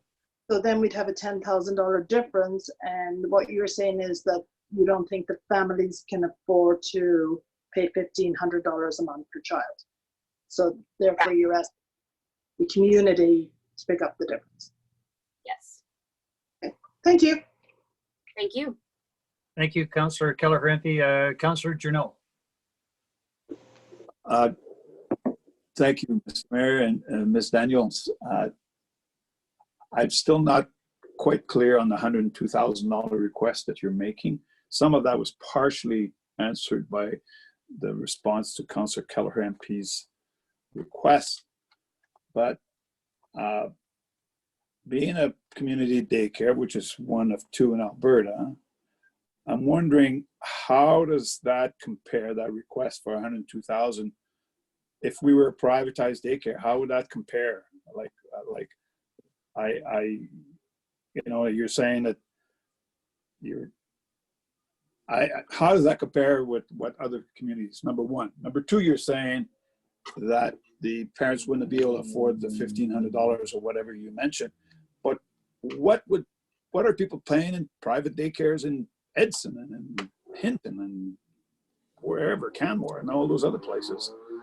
Seeing as we're only one of two, these communities have daycare that are not publicly supported, or are they? So can you provide some light on that, please? I'll do my best. I don't run a private daycare, so I don't know all of their costs, but I do have friends who are directors in other daycares. So what do other communities do, or what are they doing right now? Most of them qualify for the CEBA, I think it's called, the 75% and 25% wage reduction. So if they have employees going back to work, they are using that to help fund their losses at this point. And so that's one thing. A lot of other daycares in the province who got the grant also have another year on the grant. So they are using that to help fund their relaunch. As far as our fees are already one of the highest in the province. I would say that most private daycares charge under $1,000 a month for childcare in my research that I've done. And I did not research that prior to this question. So just from prior knowledge on that topic. I think those were your questions, correct? Go ahead, Councillor Journeau. I will have a follow-up. Yes, I will have a follow-up. You're saying they did charge under 1,000, but with the new cohorts regulation, surely that will change. Yeah, that is The a ratio of- possibility. Sorry, yes, that is a possibility. I haven't spoken to all of the daycares across Alberta, but I'm going to guess that they will be raising their fees a bit. But as I said before, some of those daycares, I think there's 78 of them across the province that have the grant for another year. So they are going to be charging $25 a day still for the rest of the year. So there's not everybody is in the same position as us. And no two childcare programs are the same. Speaking with Hinton, they aren't even allowed into their activity center right now. So they aren't currently reopening. Edson is looking at reopening. They also have the grant for another year. So does Hinton. So they can recoup some of those costs through that grant funding. Councillor McGrath. Ms. Daniel, how much is left of that ELCC grant at the moment? Do you have that number? Right now we have about 150, between 140 and 150,000 left of it. Of the 194 we received from April to June. And if we were to apply that subsidy to 24 children, how much is that approximately gone from the 150,000? Not very much. A typical month at daycare when we have 76 to 78 children is between 48 and 52,000 that we use of that grant. So we're doing less than half. So I'm going to say in $20,000 to $25,000 ballpark. It would depend for sure if we had 24 children. Do we have the ability then to apply the remaining $100 and some odd $1,000 to our expenses that take us through to December 31st? Or is that considered an inappropriate way to use this money? I feel like it's there. It would help for sure bring families and with the intended purpose of the monies that was meant to be spent. And I'm curious if we could use it in that way. I would love to say yes, but I've asked, and right now the line is June 30th is our last date that we can spend any of that money. Working with our grant coordinator, she is in touch with the ministry and has posed that question. I don't think it's off the table, but as far as the answer is as of today, it's no, we cannot use it past June 30th. Thank you. Councillor Demota. Perhaps another conversation piece that we can have with our MLA. I have a sense that he may feel that we are underutilizing, him, I guess, or just his availability. And I think, there's a few things that may be building up that we can use for discussion pieces. And maybe seeing that's what's happening outside of Jasper and other jurisdictions having a longer period for this grant, if because the money's already been allocated to us, if we, instead of handing back whatever we don't use up, if we can just put forward a request and maybe he could take it to a higher level for us to make it more of a discussion piece when they go and discuss these matters. I know that time is of the essence now because we want to get open for June 1st, but it doesn't make sense to me that we were given this amount of money to help take care of our daycare. And I know it's per child, but if we're not going to use it up by the end of June and it's already been allocated, I don't think it'll put too much stress on the province to just let us use that for the remainder of the year. Councillor Keller-Harampy. Thanks, Ms. Daniels. It's great information you're providing us. I'm curious, so do you have a list of 24 children ready to come back to daycare and 8 children ready to go into out of school care? And if you do, and you have more, how do you decide who comes back to daycare? Wow, that's a great question. I would really appreciate it if the ministry would give us a little bit more regulations and recommendations on that specific question. But right now, we have almost 24 children on the list for daycare. We have 20, and for out of school care, we have 6. And I believe that if we do open, we will hit our max in both. How do I decide? I did open it up to essential workers first, going by the province's essential workers list. And once we've talked to all of them, all of our families, and saw the need for care in that area specifically, then we opened it up to others as well. And not everybody's ready to come back. And I understand that, and it might not be the right time for a lot of our families. But there is families in our community that don't have any other option. Single parents, people looking for subsidy.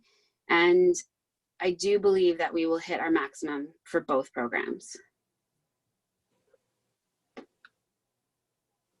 Councillor McGrath and then Councillor Demota. Councillor Demota, you can go first. I've been asking lots of questions. No, that's fine. You're actually better connected because you do have a young family and you are in touch with more people of that demographic than me. Mine was more of a balance sheet question, so please go ahead. This is Daniel. With the regards to safety and procedures of sick children, I know that it's really common to have many of the symptoms that are COVID related in these younger years, such as a runny nose or a scratchy throat or a small fever. With your current procedures on, having been symptom free for 24, I believe, or 48 hours, and now applying the new isolation procedures provincially to sickness being 10 to 14 days, how would we go about this? And, say a child comes in with a symptom and they're gone for 14 days, would their parents still pay for their spot? And have we been able to dig deep enough into the procedures of safety for staff members and all families? Yes, the province recommends 10 days right now. So if they did have a runny nose, cough, fever, any of those things, it's 10 days. We have not decided on a policy for whether we would refund the parents' fees at that time. I think normally if a child is sick, we do not. And I realize this is a little bit more extenuating, but we would still be paying staff and we would be paying to keep the doors open. So I think it's definitely a discussion we could have. For the month of June, it's $25 a day, and there is grant funding that could be offset those days specifically.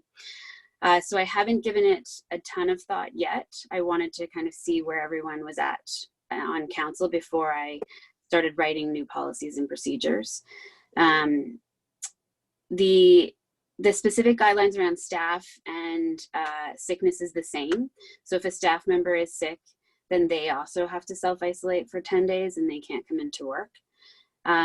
During the day, we are required to take kind of a sickness check of all of the children and staff. So temperatures, just making sure that they're not feeling unwell or any of those things. And they would have to be, if somebody did come to the program and became sick at the program, they have to be secluded immediately from everybody else. And then if somebody was to test positive for COVID-19, the whole daycare itself would be shut down for at least 72 hours until everyone could be tested. So there is some recommendations and regulations in place for those things through the province. Councillor Demota? I think basically one thing that I was missing was the attachment for the projection of user fees and expenses. Was that on a tail end of the agenda today, or where was I missing that? It's midway through in our package. Is that's not just the January stuff? Yeah. That's just the January ones? That's making reference to. Sorry, Lisa. Thank you for your work behind this. I was a little scrambled to. It's page 4. So it's Page January 4. versus June. Oh, okay. Page Now, so agenda, Councillor Demota. sorry. Page 17 of our 57-page agenda. Right. Okay. So basically, what I think what I wanted to look at was what the breakdown was going to be in the difference for the whole year going to December 31st for 24 kids, for 24 children. We don't have that. I only broke it down per month. So Okay. for the daycare, it's 6 months worth because of June being separate. And for out of school care, it's 7 months. So if you times the total expenses per month by 6 for the daycare and 7 for out of school care, you should get the 102,000. And 102 is the absolute difference from what the projected recovery can be in fees and the difference of in the extra expenses. Sorry, the monthly projection I gave you, it works out to around 88,000, and then plus the 14,475 that we've removed. Sorry about that. I made a mistake on that number. And the 102 is my best guess. Like I said, tomorrow the province could have 5 cases of COVID-19 at a daycare, and they decide, no, we're not doing this anymore. Or they could decide to change the ratios. You and all of us know how this is changing on an hourly, daily, weekly basis. So it was my best guess. Right. So in August, you could potentially, for an example, or September, be able to expand to 26, 28. We're not sure. It could go the other direction as well. Yes, it could. Okay. Thank you. Ms. Daniel, I see your hand there, Councillor Keller-Harempy. I'm just going to interject with a question that I have been waiting for. Ms. Daniel, I really appreciate the simplicity of the information given the complexity of the real situation. So it's easy enough for me to read, I think, but I do appreciate there's a lot more detail behind it. What I'm interested in when I look at page 17 of our 57-page agenda, so the comparison between January and June of this year for numbers, I can calculate a municipal per child subsidy amount. So based on expenses and revenue projected, we're looking at about a 10,000 per month shortfall split split between 24 kids for daycare and about a $4,000 per month shortfall in out of school care with 8 children. And so comparatively, that is a municipal subsidy from the municipal taxpayer of about $416 per month for children in daycare and about $500 per month for children in out of school care. Can you tell me what that subsidy amount was pre-COVID?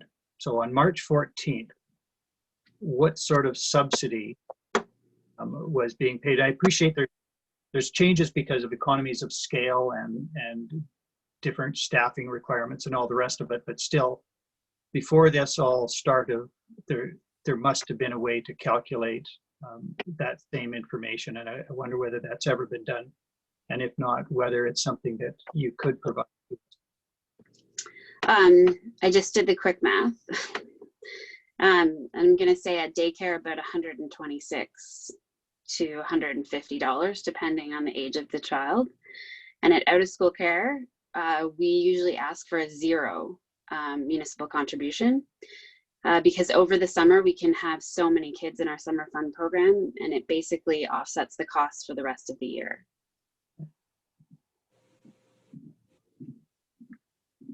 Thank you. I appreciate that, that ready comparison. Much appreciated. Councillor Kelleher MP, I think you were next. Mrs. Daniels, have you looked into, talked to our insurance company and the liability? What is our liability like?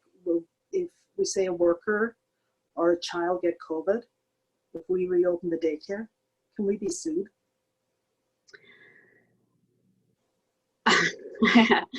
Well, there's always a liability for running daycare. So I guess the short answer is yes, we can always be sued. If a child gets injured at the program, if a child or an adult gets hurt, we could definitely be sued in any of those instances. Our insurance company, I've talked with them multiple times. We have the insurance that we need, and they are ready to back us if we open. There's no question about that. Our policy would still be like any other day at the daycare if a child got injured or an adult got injured. It is a possibility that someone at the daycare, whether an adult or a child, could contract COVID-19. I think we'll do our very best and we will meet all of the safety requirements in place, but that doesn't mean that it couldn't happen. Just like we going to the grocery store or to a restaurant, it's the same risk, I think. Does that answer your question? Yes. Okay. Councillor McGrath. I think based on the report and what I'm reading and figuring out is that this COVID crisis is absolutely going to have a long-lasting childcare crisis followed with really just such detriment to getting families back to work, and it's such a big issue. It's vast, and it's, you know, probably worldwide, not just Alberta wide.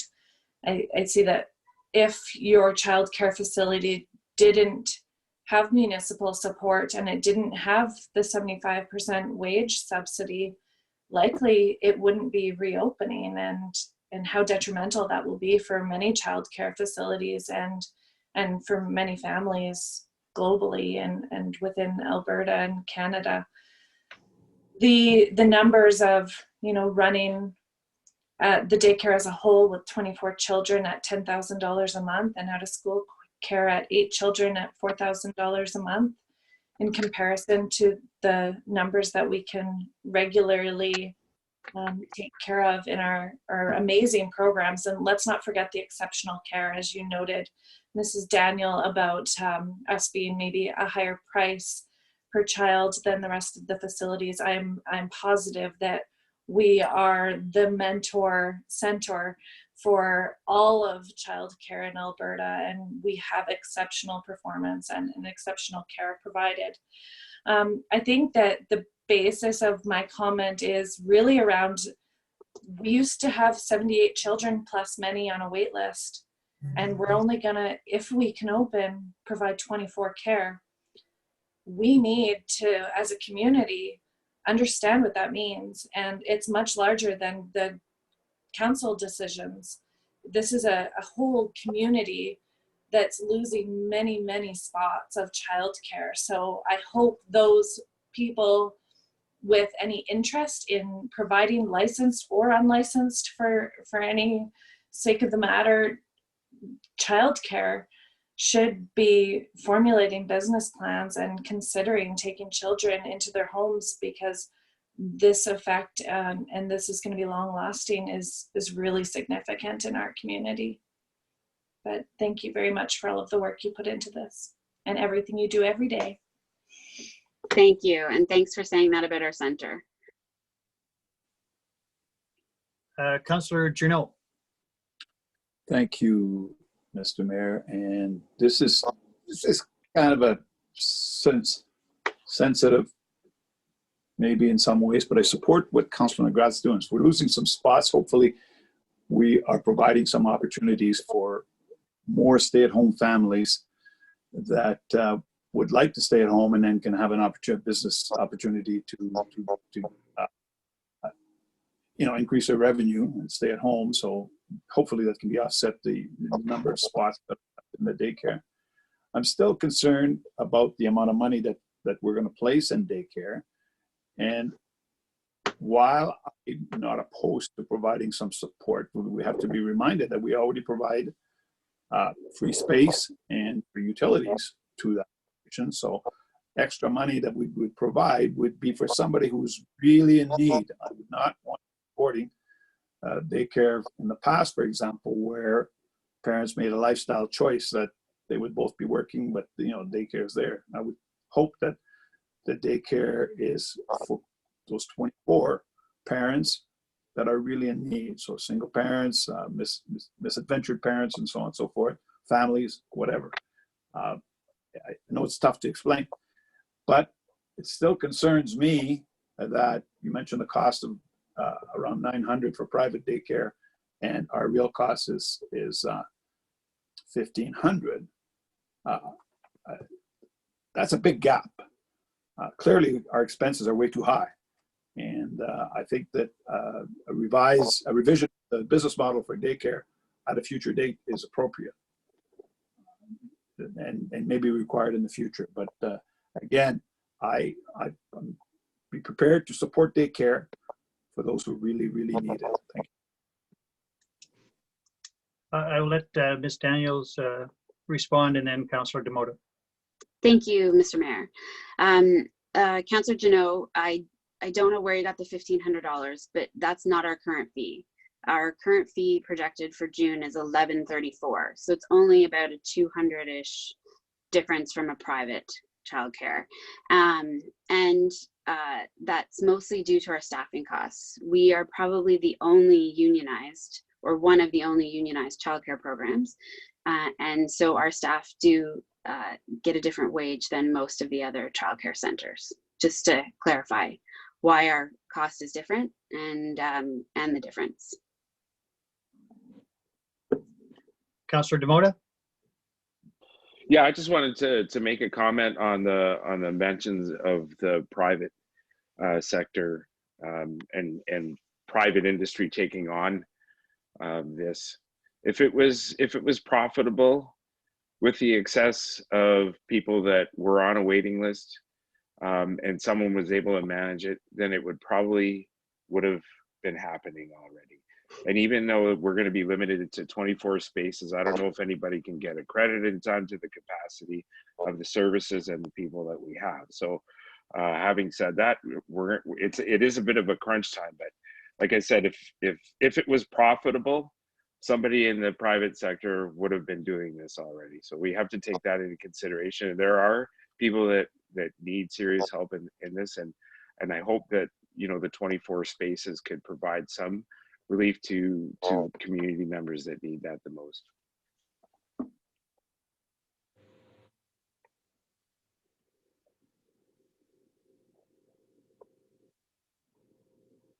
All right, so there I'm sorry, Councillor Keller-Harvey, Councillor Butler was before me. Oh, I'm sorry. I missed that. Thank you, Ms. Daniels, and I want to echo all the thanks that has been mentioned by others for all the work you've done here. The advantage to sitting and waiting and listening is that most of your questions get answered already. One thing I'd like to ask for is you provided a lengthy verbal report with much more information than what is contained in the RFD. And I would like to know if we can please have that. I believe you were, I'm not sure, but I think you had prepared and were reading that. And I think that that information is essential to our decision making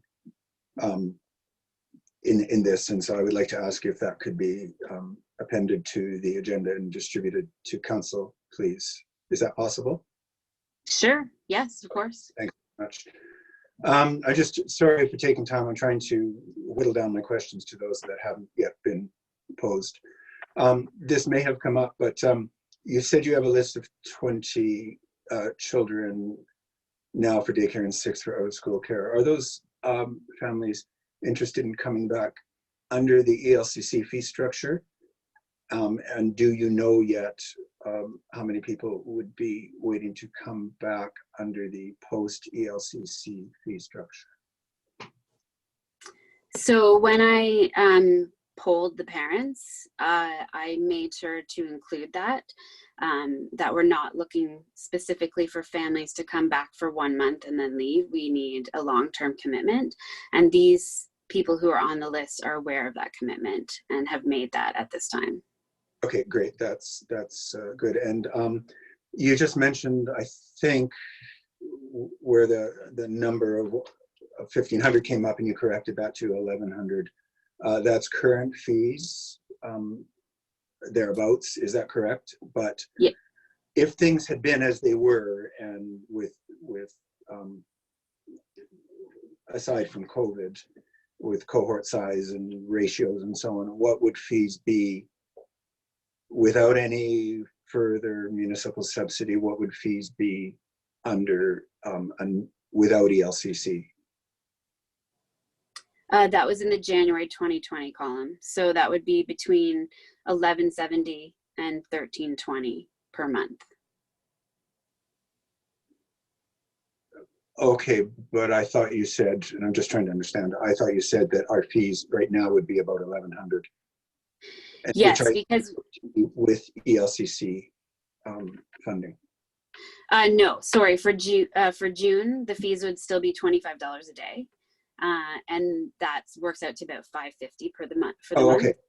And right. then okay, and then the 1134 would be July onwards. And because we're not serving food, we cannot include that in the cost. So that's why the higher rate in January and now the 1134. Okay. Mr. Ireland, Mayor Ireland, can I? Yes. Questions, do you mind? Thanks. Okay. On your expense spreadsheet, and thanks very much for that information. For us, it's page 17 in our agenda. You outlined staff costs and other expenses. What, in a nutshell, what is included in other expenses? What kind of things are in there? Things like regular business costs, phone, internet, insurance, Visa machine, just the regular things that we have to pay for whether we're open or not. All right, so then my question is, and I don't know if this would be you or for Ms. Palanchuk, but do I understand correctly that what we might term overhead or cost of space, cost of the actual space, utilities, and so on, I believe we don't attribute those, department by department. Is that correct? I think those are sort of captured in the overall operating cost of the whole complex. And so we don't attribute those costs to the daycare facility. Could we have confirmation that I'm correct in that understanding? I am pretty sure you are correct. Like, you mean lights and electricity? that, or Yeah, and electricity and utilities water, and just things like that? overall cost of space. Like, I mean, the daycare doesn't pay rent for space, and we don't, in other ways, attribute that to the operations of the daycare. And No, take- it's my understanding that's a general yeah, okay. fee that's built in. Okay, those are my questions. I may have comments before we move into sort of the decision-making end of things, but those are my questions. And thanks for all of the information. I have to say it's very complete and concise and clear, and especially if we can have the content of your verbal presentation. I don't know what more information we could ask for at this point. Thank you. Thank you. Councillor Keller-Garanti. Thanks, Ms. Daniels. I just want to clarify something in your information. So I was reading in the Alberta Health Act that with this COVID and the kids coming back, that you have the sections of 8 plus 2 workers. We'll have 3 of them, which gives us 20. Now, if they go out to play, they go out separately, right? And then that whole area has to be sanitized. Is that cost within here, or does that fall under janitorial? That cost is within the budget that I presented to you. And just to confirm, as long as the only one cohort is using the yard space, it doesn't have to be sanitized between the use of that specific cohort. So for instance, we have one yard that is open to one room specifically, and they would just go in and out and no one else would use that yard. Then the other yard, yes, would likely have to be sanitized after each use. The recommendation is that we also have buckets of materials, toys, etc. for each cohort. So that would be used by that cohort only and cleaned between use of that cohort. And just on bathrooms, so each area, each room would have its own bathroom as well for the children? We are lucky in the way we are spread out. Most rooms have their own bathroom. We do have 2 rooms that share a bathroom, and I have worked with our health inspector on how we will mitigate the risk in that bathroom specifically. 1 toilet and 1 sink will be for one cohort, and 1 toilet and 1 sink would be for the other. And specifically, they would be cleaned between use of each cohort. And that would be the staff that's working there, or you have to bring outside staff in to do that? That would be the staff that's working at the time. Thank you. You're welcome. Councillor McGrath. I have one more question in relation to the cohorts.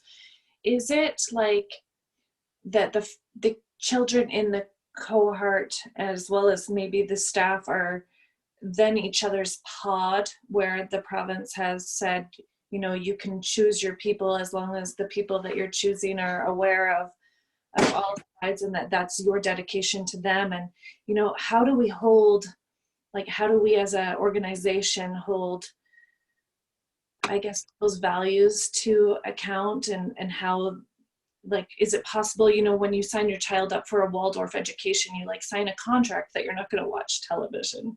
Is it possible that we can have these agreements with families fairly etched in stone so that they are taken really seriously as regard, you know, you just watch that community division right now, and everyone acts so differently with where their comfort levels lie within this pandemic situation. And I would really struggle with seeing community division in relation to an organization that we operate, and seeing kind of like negative outcomes from that. Just to comment on that, yes, the cohorts are similar to pods. I don't know how much choice parents would have in the kids that the cohorts would be, how their children would be placed in the cohort. One of the things that the government has asked us to do is to try and keep siblings together, or say if we had a staff member that had their children at the program, they would be together to mitigate the risk. So if 2 children were in separate cohorts, then there would be risk of more risk of COVID-19 because they would be interacting with more children, and then they would be those children would be coming home and having been interacted with 15 different people, say 16 different people, instead of just the 8 that are in their group. There is definitely a contract that we would have to adapt for families. I don't know how much restriction we can put on what they do at home and what they do at their own with their own families on the weekend and things like that. But I definitely think I have already started a kind of a contract for families to sign, just remembering that it's not just their children, and it's the adults and staff and the other children that would be at risk too. So there is something that I've started, and based on what other centers are doing. So that is an option for sure. Councillor Demota? Well, I'm just trying to think of like the overall conversation that we've been having and where all our money comes from, and you know, where the contribution lies when it comes to our funding. And you know, and then I'm trying to look at our other facilities and what we're doing and how we would operate to keep something open for 24 spots in the community. So I'm just trying to look at the overall picture and where we actually get our money. And then I started to break down and look at, you know, the decision council made in the $14,000 in reduction, and just sentiment that I've heard from the community about some people that still are willing to pay higher taxes for this year, and then the request for daycare. And I'm just wondering, are we pushing ourselves for those people to a higher threshold if we just ask for an extra $100 per space or per child to take advantage of our services? And that works out to be just around the same number of that 14.4. Would that greatly affect some of the people that may be able to afford or have their kids in that space, in those spaces, if we're just asking extra $100 per child per month? So I'm sorry, I think I missed the question. So you're saying to raise fees? Is that? Well, yeah. Okay, sorry. Go ahead. No. I'm sorry. I'm confused. If you could maybe reword that, and then I can answer. Yeah, if we raised fees for $100 per child per month going forward for the 6 months, is that going to put people out of pocket? Well, I would think so. It's an extra $100. I'm not completely sure how to answer that question. I would think that would be hard to ask another $100 per family per month, especially if they have 2 children. That could be $200 per family per month. But if that's council's decision to direct us to raise fees, then yes, that's what we would do. Well, I'm putting it into perspective of all the information that we've been getting over the last little while and recent decisions that we've made. So yeah, I was just asking the question and having your expertise and having to deal with this. So that's good for me. Okay.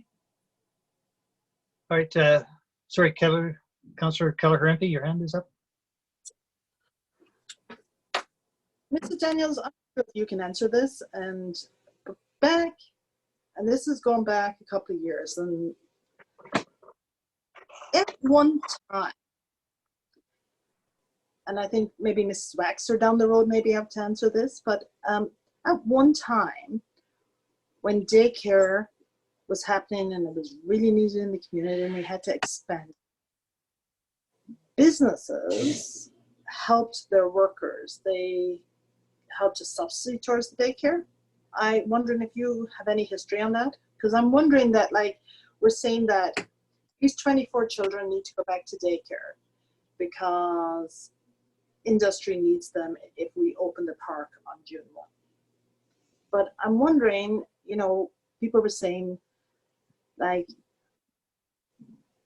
because I remember at one time the Surridge had its own daycare, it got incorporated in, and people did pay, I think it was subsidy to their worker to help them with daycare. I was just wondering if you had any history on that. I have about as much as you just said. Sorry, that was definitely predating my 12 years with the municipality. But I am aware that that once was a thing, and that the money was not paid to us directly. I believe that the businesses paid the families. Now, would that be something that could happen in this economic climate? I'm not sure. With those businesses having different access to funding from the government that we don't get, as far as the rent defer and those loans and things, it is a possibility. I haven't thought to reach out to the business community about that, but maybe some families could. I kind of agree with Councillor D'Amato. Like, I hate for it all to go back on, you know, I mean, like, yeah, we took 14,000 out, which is easy to put back, but now we're asking for another 88,000. I mean, that's quite a lot of funding that's coming from the community. My question is to you, as we move forward and we go into stage 2, are they recommending towards the end of June it may be stage 2? Would the daycare open up more, or would we be staying within these restrictions? They have not said. Your guess would be as good as mine. I really think it depends on how phase 1 goes. I know a number of childcare programs in the province have reopened as of today, or even some did open on Friday. So I think it's all in how it goes the next couple of weeks, and then they will determine what the rules and regulations are moving forward. Thank you. If I may, and Councillor Butler, you led us in this direction a while ago to come back to where we're going. I think that, Ms. Daniels, you have very properly answered all questions that have been put to you, and there have been many, and it's been an excellent report, both your written and your oral report. So thank you for all of that. It's been very helpful, I think, for council. I just want to take a moment of reflection, and I think when I spoke earlier, I may have inadvertently contributed to a suggestion that whatever municipal tax subsidy there might be is a personal subsidy to the user. And I want to correct myself. I use the per child subsidy simply as a tool of measurement to make comparisons, and not as a value statement, because I recognize that, of course, there is community benefit to having a municipal daycare. And so just as we operate other facilities at a loss to the municipality, the arena, for example, we do that because we know that it contributes to general economic vitality in the community, and we accept that. And so the daycare really is not all that much different. There is a social and economic benefit to the community by the provision of childcare. And we're in a position where we have taken that role upon ourselves many years ago. But it is not just a subsidy to individuals who use it. It does, in fact, help the community. And so from my perspective, the challenge for council is to consider, how does the provision or non-provision of daycare impact our ability as an organization to help spur community economic recovery in these times. And for that reason, you have brought this forward for decision with the possibility of waiver of notice and a decision today. And I appreciate that waiting will delay opening, but I am inclined in any event to give some time for the community to weigh in, to get a sense of not just the personal need for daycare, but the general economic need for daycare in the community, and whether or not it is something that is appropriate for council, because it's within certainly within our mandate and within our jurisdiction to open or not open, and how will that impact economic recovery in a general sense.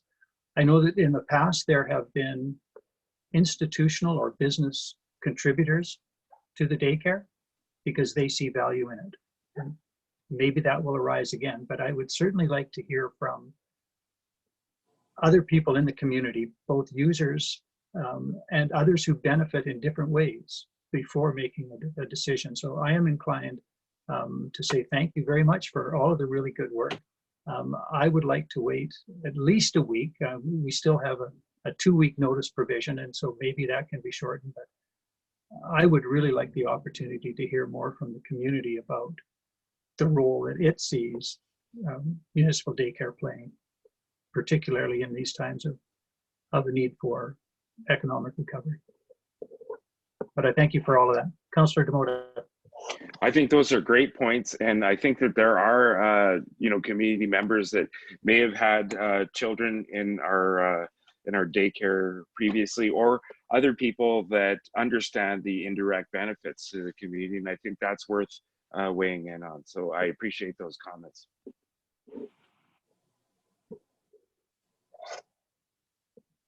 Other comments from Councillor? It is here as a notice of motion, not a direct request to waive notice, but an indication that if we do not deal with it today, then opening, if at all, would be delayed until June the 8th. So we have 2 issues. One is whether we decide today, and if so, to make the decision, or do we prefer to at least allow some opportunity for reflection and potentially public input before we make a decision?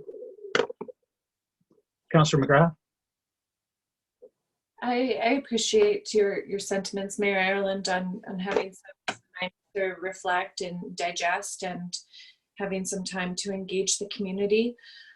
I'm not sure what survey or community engagement tool I'm recalling, but it's since my time on council, so it's in the last 2.5 years, where I've read it may have even been in relation to the wait list for the childcare facility, and it was kind of, how does this impact your life? And it was a really deep survey about, there was the question of, will you be able to stay in the community if you don't have childcare?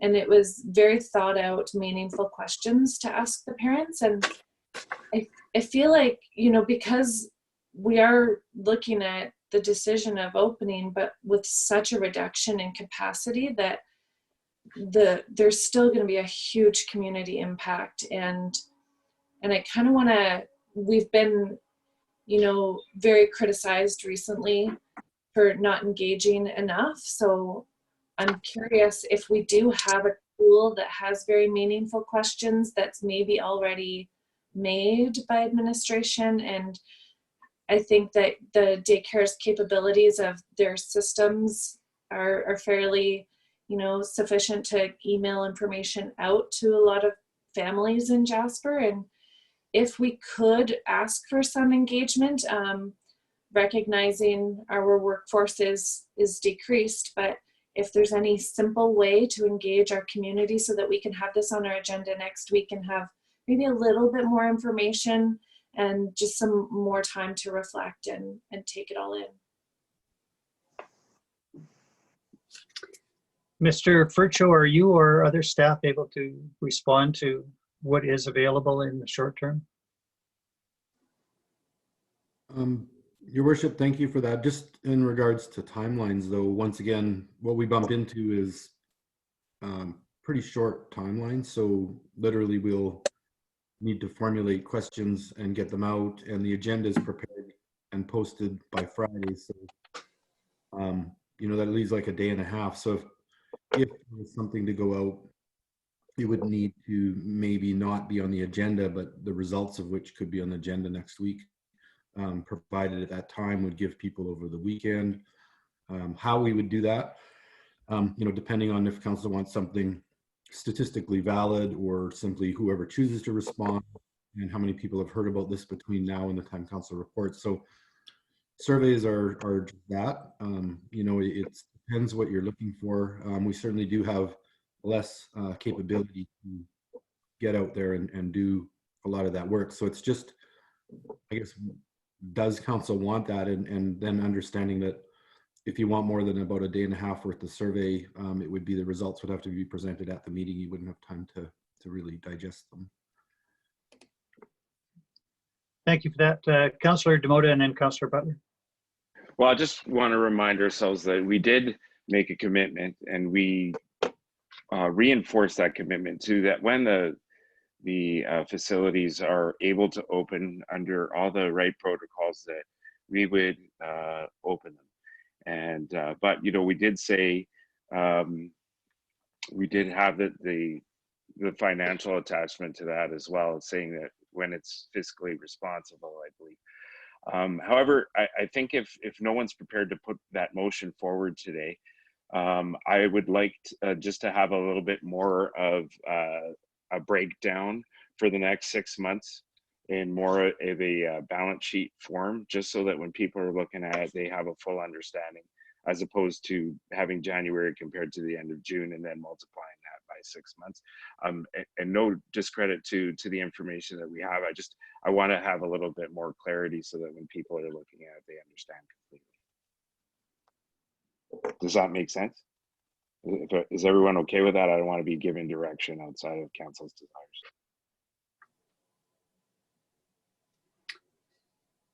Sorry, was that a question to me, or were you asking? Yes, I can certainly give you a budget sheet. Okay. I just thought with the time we had and for simplicity's sake that this was a better way to show it. Completely understandable, and I fully support that, and thank you for doing what you did in the timeline that you had. Depending on how we move forward today, is council as a whole comfortable with that direction to Ms. Daniel to prepare further details looking out 6 months? Councillor, I appreciate Councillor Butler, you're waiting to speak. I just interjected because Councillor Demota has proposed a direction, but I want to be clear that it is a council direction if it's a direction at all. So just in terms of, is that a direction that council supports? If you could just kind of give me a nod or a wink or a thumbs up, that would be helpful. Can I Councillor just, Butler? I'm not clear what that direction is that we're being asked to support. Right. Sorry. Yes, fair enough. And I think Councillor Demota, but I stand to be corrected, wanted Ms. Daniel to prepare the cost analysis to the end of the year, from the end of June to the end of the year. Is that the nature of your request? Yes, it is. and it's based just on the 24 children, Councillor Demota? Okay. And is it more for the public to see versus council? Councillor McGrath? The only thing that I really have to say about that is I don't find it necessary. I have in front of me the cost of running the daycare.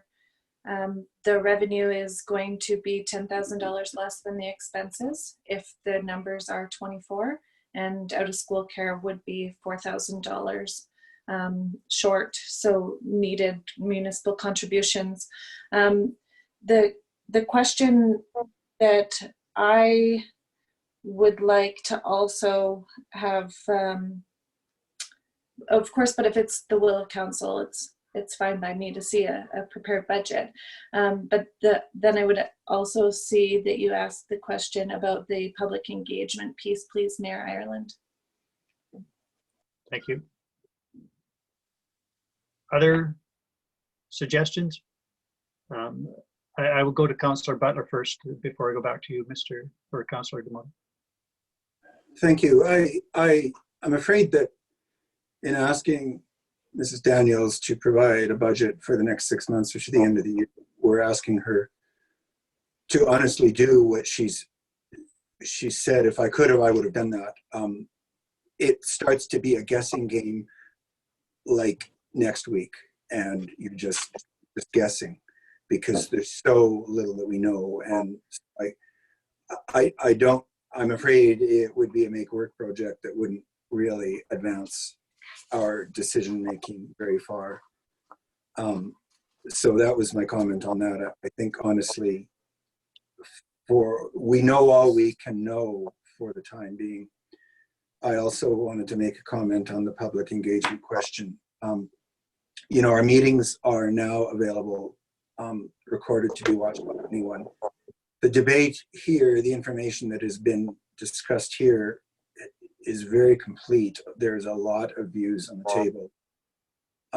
I can't imagine how we would conduct some kind of a survey that could even begin to impart the breadth and complexity of information people would honestly need to know in order to answer the question. So and I'm afraid we'd just be back in, honestly, a little bit of a numbers game that some of us found so difficult over the past few weeks, where so now we might have some kind of a number of people in support versus number of people not, but we know that the people who respond, those who are most immediately concerned with the issue, and I have absolutely no doubt we will hear from them. So I'm pretty hesitant about, you know, engaging in some kind of a survey that is going to take a lot of administration time and then maybe not advance us too far. And my final point that I wanted to make,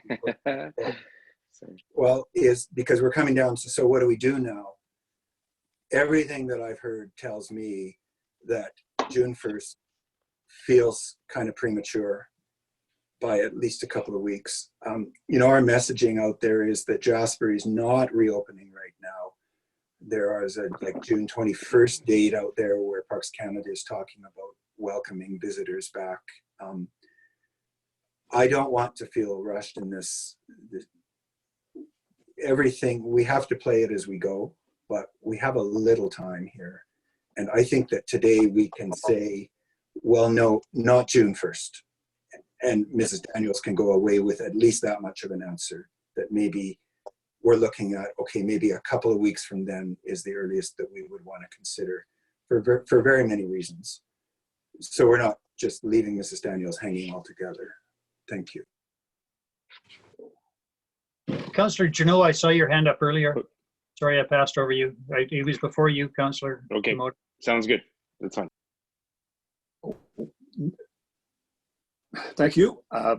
My questions have sort of been answered. I had some comments and I will communicate those to Ms. Daniels. So does it appear we're going to delay this 2 weeks and Ms. Daniel will be allowed to perhaps open on June 15th? Is this correct? Well, 1 week or 2 weeks. I don't think we've decided that, but it has been twice suggested that at least not today. But what day, I'm not sure that we have a clear suggestion on that yet. Councillor Demota?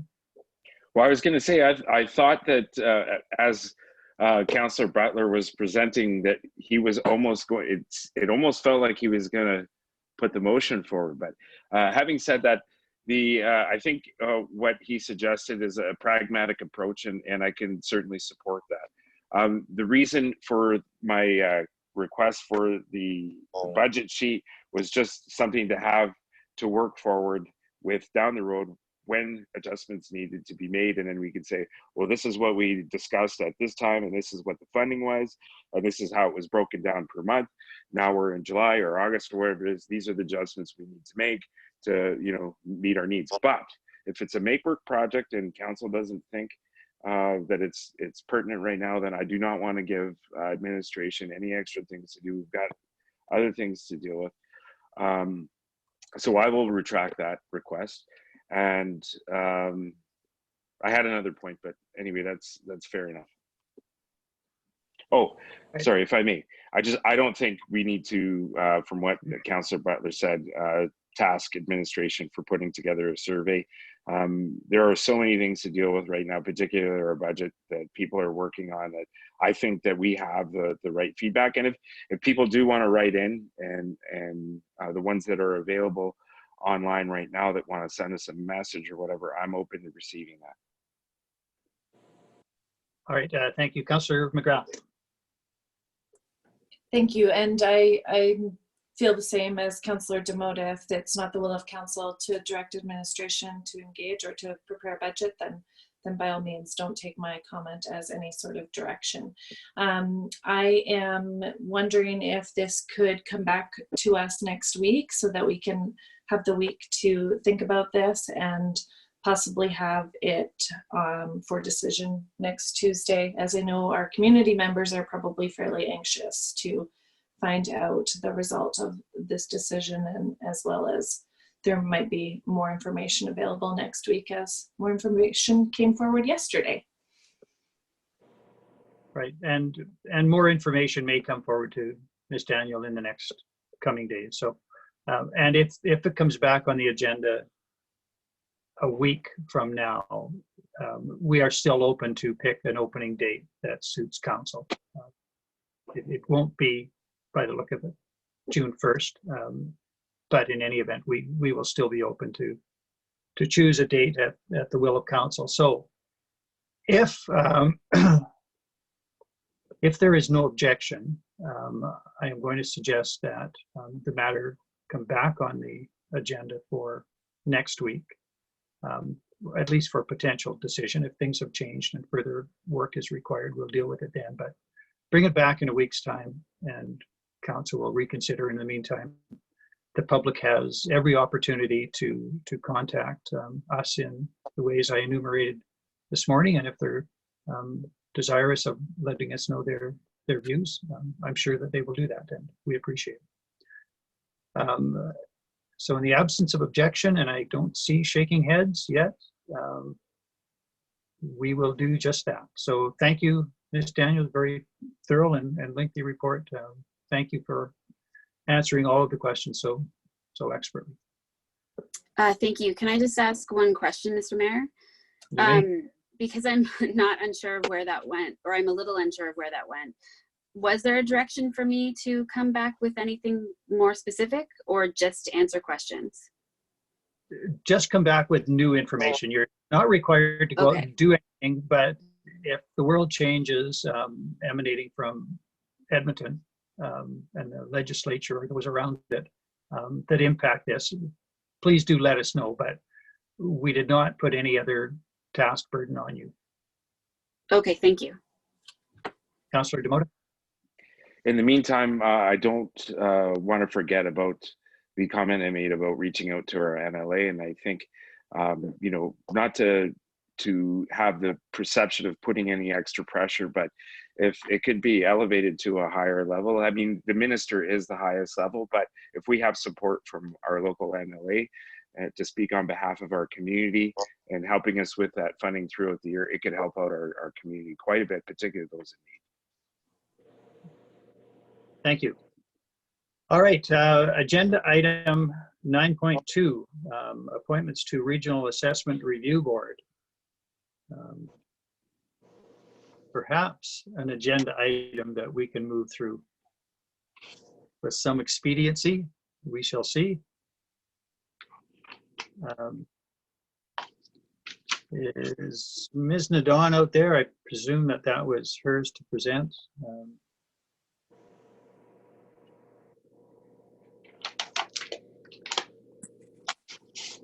Yes, I'm here, Your Worship, if you have any questions. Councillors, you have the written request for decision with respect to appointments. There is one appointment to the LARBs and CARBs, an appointment of the designated clerk, and an appointment as the designated chair. And Ms. Nadon, is a similar resolution before all of our partner municipalities for the same people to the same positions? For the designated chair and designated clerk positions, for sure. And the motion as it is worded does meet the intent of the bylaw. So the remuneration and compensation of expenses. So there's not much flexibility there. The motion has to say how those items will be handled. So I would encourage council to leave the motions as is. Thank you. Are there questions with respect to the motion, or, well, it's not a motion yet until someone makes it a motion. Someone prepared to do that? Councillor McGrath? I can make that motion. Thank you. Any questions or debates on the motion? Does anybody wish to speak to the motion?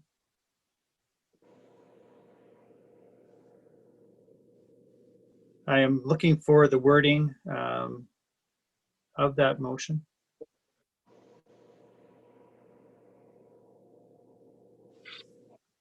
The motion is, be it resolved that council appoint Stephen Eldred to the LARBs and CARBs established under the West Yellowhead Regional Assessment Review Board for a term commencing immediately until April 30th, 2023. Be it resolved that council appoint Terry Williams as the designated clerk for the West Yellowhead Regional Assessment Review Board for a one-year term starting immediately until July 1st, 2021. Be it resolved that council appoint Nigel Knight as the designated chair of the West Yellowhead Regional Assessment Review Board for a one-month term starting immediately until July 1st, 2021. The designated chair's remuneration and expenses will follow the Town of Hinton's council remuneration policy number 052. You ready for the question? All in favor? Opposed? There is one opposed. That is carried. No, sorry, did you see me as opposed? I did. Oh, no. I'm not opposed. No. I'm just slow. Okay. Or generally opposed. All right. And just a correction, Mr. Mayor, you mentioned that it was for a 1 month term for Nigel Knight, which you should have said it was a 1 year term, but that's okay. If I misspoke, I apologize. It is a Yeah. 1 year term. It is. And I will say, I did Nigel right. All right. We are then at, I believe,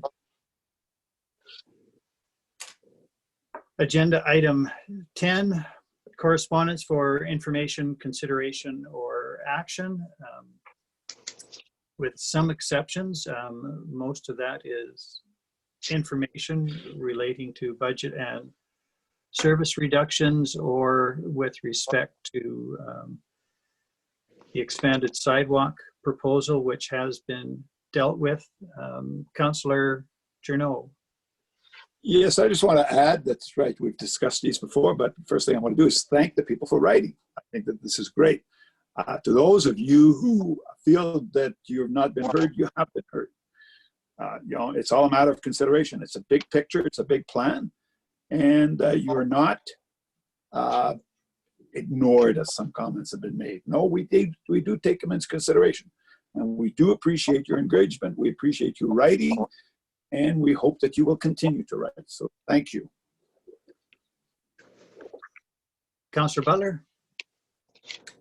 Thank you, and I'd like to echo, I just wanted to echo those thanks for the many people that have taken the time to write in. And I want to just take this opportunity to clarify something, and that is there have been a couple, 2 or 3 cases of letters that come into a councillor, and it can produce a little bit of awkwardness as to whether that letter is intended to be a letter to be included on the agenda. And in order for a letter to be included on the agenda, it does need to be addressed to mayor and council, or indicated in some way that it is intended for mayor and council.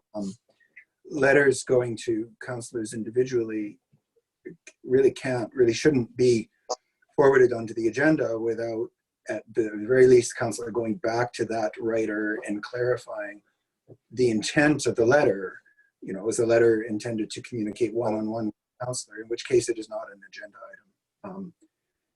And so I just thought it was an opportunity to clarify for anyone who is thinking of writing a letter that that's the way we work, and it needs to work. letters to mayor and council should be clearly indicated, so that it can be part of the public agenda as distinct from communication with an individual councillor. Thank you. Thank you, Councillor Butler. Councillor McGrath. I echo the gratitude that Councillor Journeau and Butler expressed. I thank everyone for taking the time to be engaged. It is certainly important to us, and I hope to see much more engagement and equal engagement in the coming weeks and months. I am curious about agenda item number 10.1, the busking program. I've asked about it in previous council meetings, and I believe that it's here for information today, but I also believe that Mrs. Gra may be on Zoom and may be prepared to answer some questions. Should I bring that up now at agenda item number 10, or should I save that, Mayor Ireland, for agenda item number 11 and bring it up for new business? I think now is perfectly appropriate, and I thank you for that. This is the agenda item that we're on, and it is correspondence for consideration, information, or action, and it is a piece of correspondence that provides some historical detail about busking operations in the community over the last number of years, and requests a response from council. So there is some action to be taken. So I think it's perfectly appropriate that we deal with that and see where we stand with busking for this year, or if we're undetermined when we're going to make that decision. So if Ms. Gara or Mr. Baker are available and wish to be promoted to address the matter, I would welcome them, if there is no objection from council.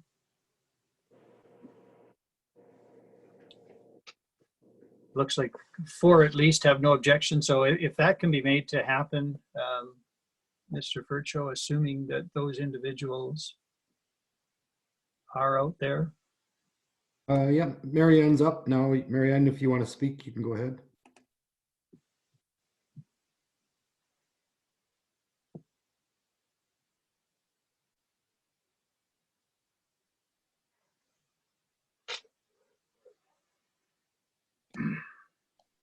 Just give me one moment here. Oh, there she is. She was just struggling with her.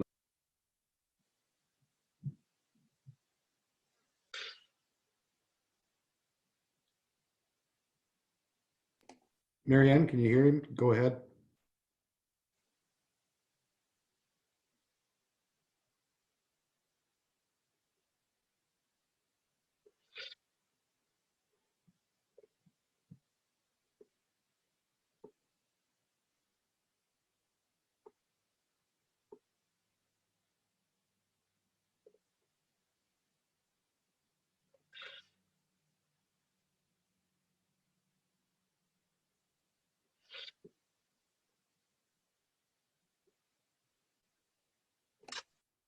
Okay, let me just text her, but I guess the letter is pretty self-explanatory. I could just introduce it that, in the past, when we first created the bylaw for commercial use of public space, council did promote everything that we had on pilot projects from pilot projects into the bylaw.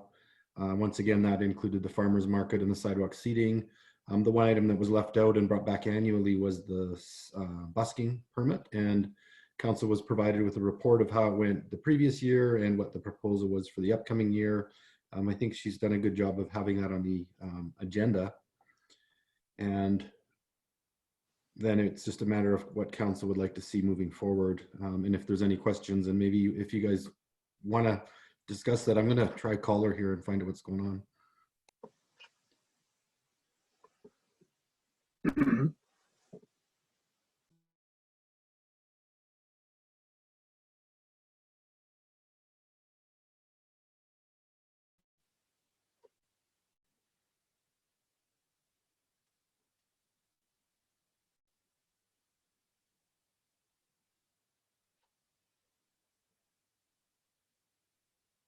I think they're trying to get in. They're asking if they can be heard. And I told them no. We're working on it. All right, well, as that technical issue is worked upon, the report is quite detailed. So does council have thoughts about where we go with busking? It has sort of been dealt with a little bit separately as kind of a revolving pilot project. It seems to have settled into something that's workable with Habitat doing most of the heavy lifting with respect to busking. But is it an issue which council wishes to reconsider at this stage, or is it something that council is content based on the report that it continue in the manner proposed?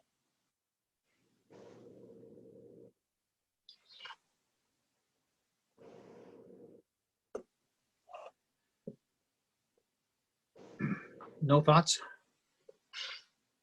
Councillor Butler. I think Habitat has done a great job of, ushering this through year by year, adjusting as we go. I honestly think the silence here is people kind of saying, good job, carry on. I don't have any changes to propose. I'm satisfied with what I see. I don't know what is required from council, if it's just a nod or a motion, but I think I'm satisfied with what I'm seeing. Thank you, Councillor Butler. Councillor McGrath and then Councillor Keller-Ferranti.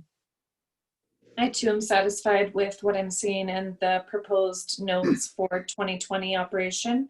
I'm happy with the report that Habitat has provided us, and I think that there's no time better than the present time to enhance vibrancy and, you know, the way that spirits can be uplifted from hearing musicians and local musicians on the streets is just, it's heartwarming, and especially during a time like this, for us to embrace that is certainly my objective. Councillor Keller-Ferranti. I also agree with Councillor Butler and Councillor McGrath, and I'm happy to make a motion if we need a motion for this program to go ahead again for 2020.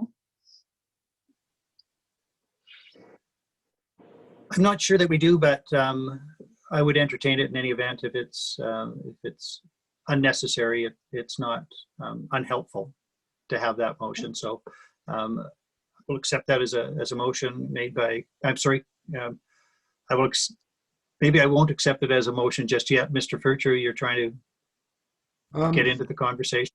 Your Worship, we're just working on the technical issues, so Dave can call in and Mariana will be phoning in shortly. But what we've done in the past is because this is a permit that's required, and it was a permit under the bylaw, and because they're not included in the bylaw, it does require a formal council resolution. And typically I would prepare a report with a resolution with all of these things, but this was come in at the last minute as a request via letter, so there was no time for that. We just put it on with the letter. So if council could make a formal resolution and vote, that would give us the authority then to permit Habitat for the program as proposed, as we have done in the past. All right. I'm sorry, Councillor Butler, go ahead. Sorry, it's not. I just wondered if having said that, are we better to just indicate our assent and allow admin to bring back a motion or whatever is needed for next week? But if we can dispense with it today, let's try to do that. Yeah. I was going to propose that Councillor Keller-Ferranti make a motion verbatim as last year's motion with a change of year only. That could be the motion. It was sufficient last year for last year, so we'll just change the dates.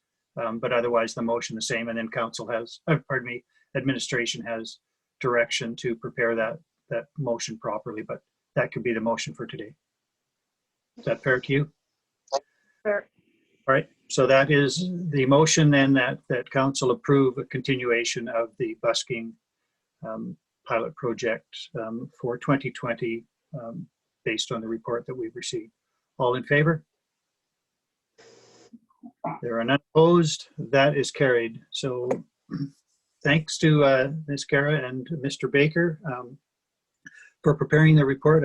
I'm sorry that we couldn't get them in, but they've got the decision in any event. And I might just suggest it's only an annual event, but we do anticipate reports annually. So it seems to me that rather than have this come in as correspondence for information, consideration, or action, it is in a different category and could well come as a proper agenda item on its own, either as a presentation or something else. But we're beyond that for this year, so it doesn't really matter. Are there any other matters in agenda? I'm sorry, Councillor, or pardon me, Mr. Furcho. Just so council's aware, Dave and Marianne both were on the call and they've heard everything council said, and thank you for that.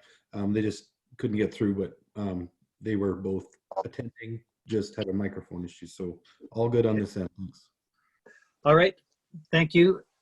Then are there any other items, agenda 10.1 through 10.22, which any councillor feels a need to address specifically? If not, is there any other new business for council? Councillor Demota. Well, it's sort of new business, but it's old business. And this is going to be for Mr. Furcho. And I didn't mean this to be as a surprise or anything, but it's just a matter of clarification. What I'd like to bring up is a topic of a bylaw, particularly over May long weekend and going forward. I'm just wondering, because we talked about this last year around the same time, when there is a perceived relaxed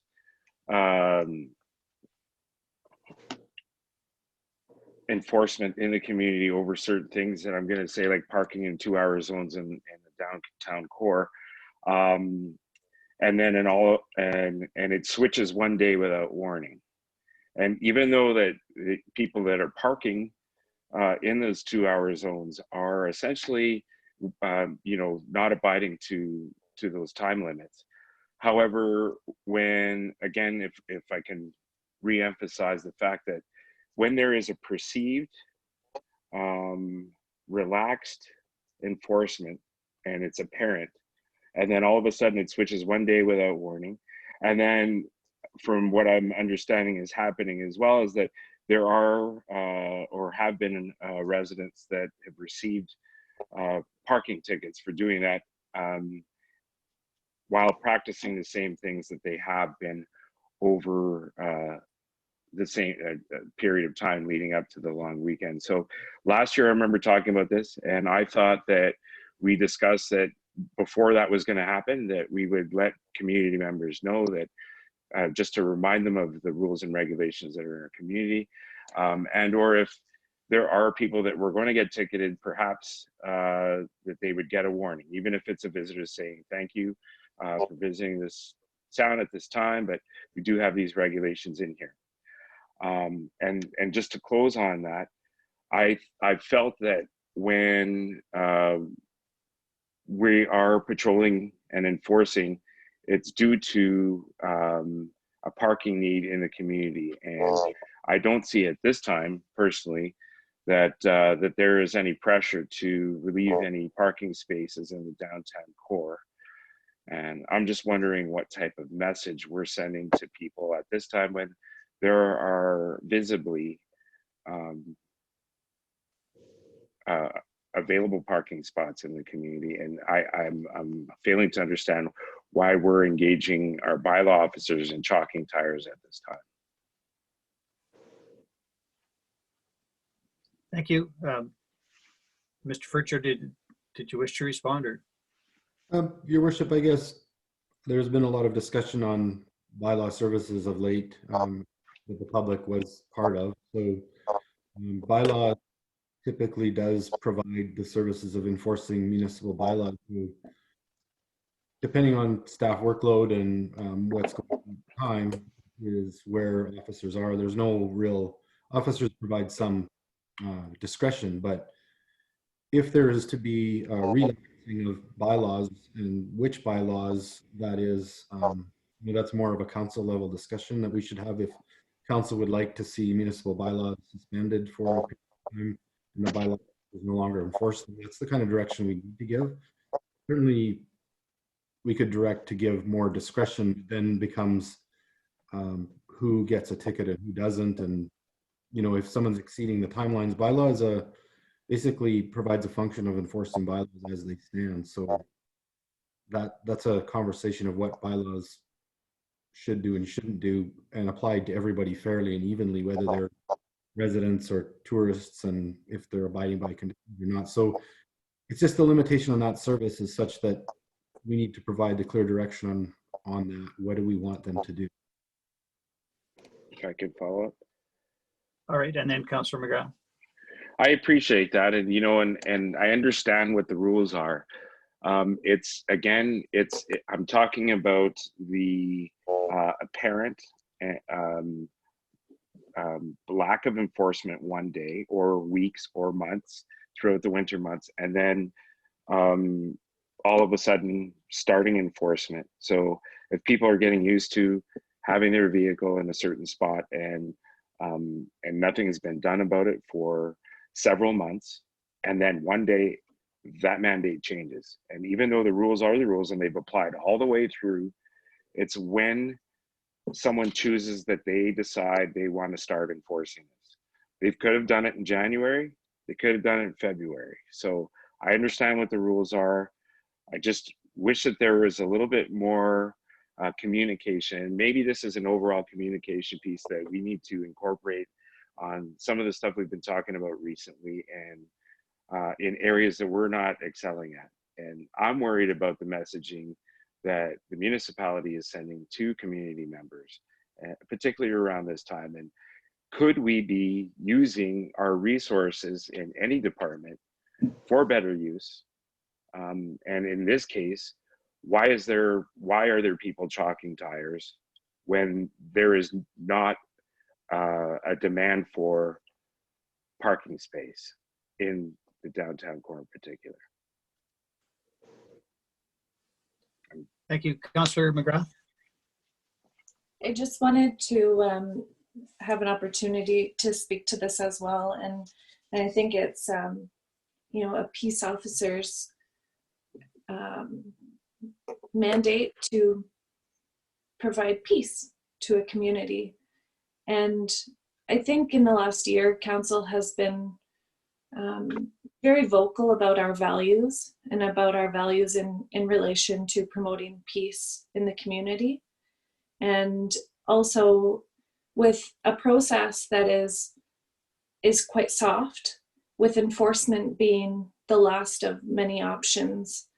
And I'm pretty sure that that was heard by administration, and I'm pretty sure that our manager of bylaw services was in agreement with enforcement being the last of many options, that we would always take time and care into education and information being provided as a first result. And it has bothered many residents in the community, particularly during these very challenging times where our town is only dealing with residents, and it's very obvious that it is residents only in Jasper, and that people have received tickets, or that our peace officers are chalking tires. So I think a lot of it has to do with perception, and I believe that we can always do better, and that we can promote more peace and work on our values in relation to what the public sees our peace officers doing, and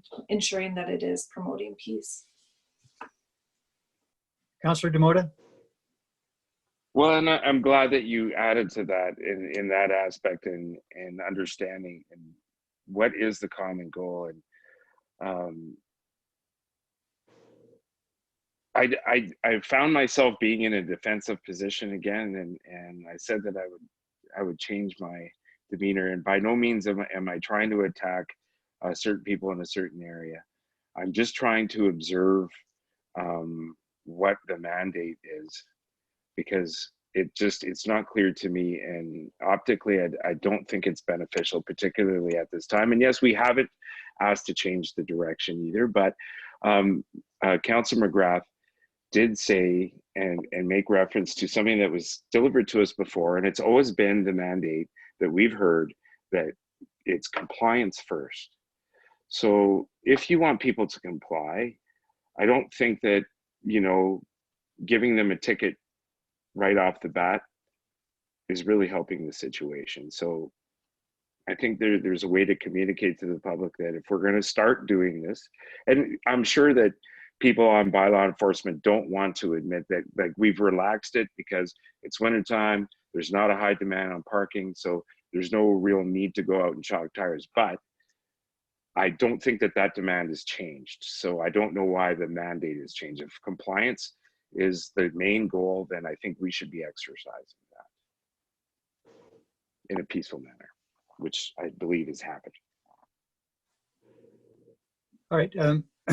Thank you both. I might observe on behalf of staff that whenever we provide staff with discretion, there are going to be issues where we may question the exercise of that discretion. It's an inherently difficult position. I agree that we have suggested that discretion be employed and that compliance be the primary directive. But then things happen regardless. But I might suggest as well that, particularly given the fact that we're not looking at substantial economic activity this year, it would be entirely within council's discretion to waive the 2-hour parking for the balance of the year. And then there would not be an issue. Bylaw would not have the right to chalk tires because we could simply say that for the balance of this year, we don't really see a need for it. So it is something that is not only an issue for bylaw enforcement or bylaw compliance. Council has an ability to take a direct hand if it wishes to do so. I leave that for another day, but it's particularly as we look at adjusting patterns on Patricia Street and Connaught, if we move in that direction, we may want to look at 2-hour parking in any event, and whether it is compatible with a new configuration of using public space to allow greater opportunity for social distancing. So the points are well made, and I don't dispute that there was lots of unrest because of tickets and marking of tires. But it is also something that council can take a direct hand in if it wishes to do so. Is there any other new business for council today? Councillor Kelleher-Remke. I just want to bring up that Community Futures offices across the West, that would include Manitoba, Saskatchewan, Alberta, and BC. They received $88 million from the federal government, and a lot of businesses got loans from the federal government for $40,000, but if you had under $20,000 of payroll, you didn't qualify. So Community Futures West Yellowhead has now received $981,000 and will be able to do loans up to $40,000 for small businesses that did not qualify for the $40,000 loan that was earlier given to small businesses. The portal for that will open on Friday. So if anybody has any questions, contact Community Futures West Yellowhead in Hinton and go on the website and the details will be there. Okay, thank you for that. Councillor reports. Right, if there is nothing to report, I'm sorry, Councillor Kelleher-Remke, do I see your hand? And then Councillor McGrath. Just I attended 2 meetings with Community Futures over the past week in regards to this. Thank you. Councillor McGrath. I attended a Communities in Bloom meeting on Friday, as well as Communities in Bloom has restarted their Tidy Up Tuesdays, which will happen at 10 a.m. every Tuesday. Unfortunately, I won't be in attendance as I'll be in our really important council meetings, but the community members that wish to attend can meet at the Green Space, and Communities in Bloom committee members will assist them with telling the areas of the central business district which areas need to be cleaned up, and they collected a bunch of garbage this morning, so a huge thank you to them. We have our community conversations on COVID-19 every Wednesday, and I am in attendance every week for that, so I'll be there tomorrow, and I was there last week. And the Jasper Community Team Society, which is in the events, is hosting their annual general meeting on May 28th on Zoom from 7 to 8:30 p.m. There's a guest speaker, David Irvine. He's apparently a really wonderful speaker and is really around enhancing community and bringing community together. So even if you don't have any interest in serving on the board, it might be a really wonderful event to attend. Thank you. Thank you, Councillor McGrath.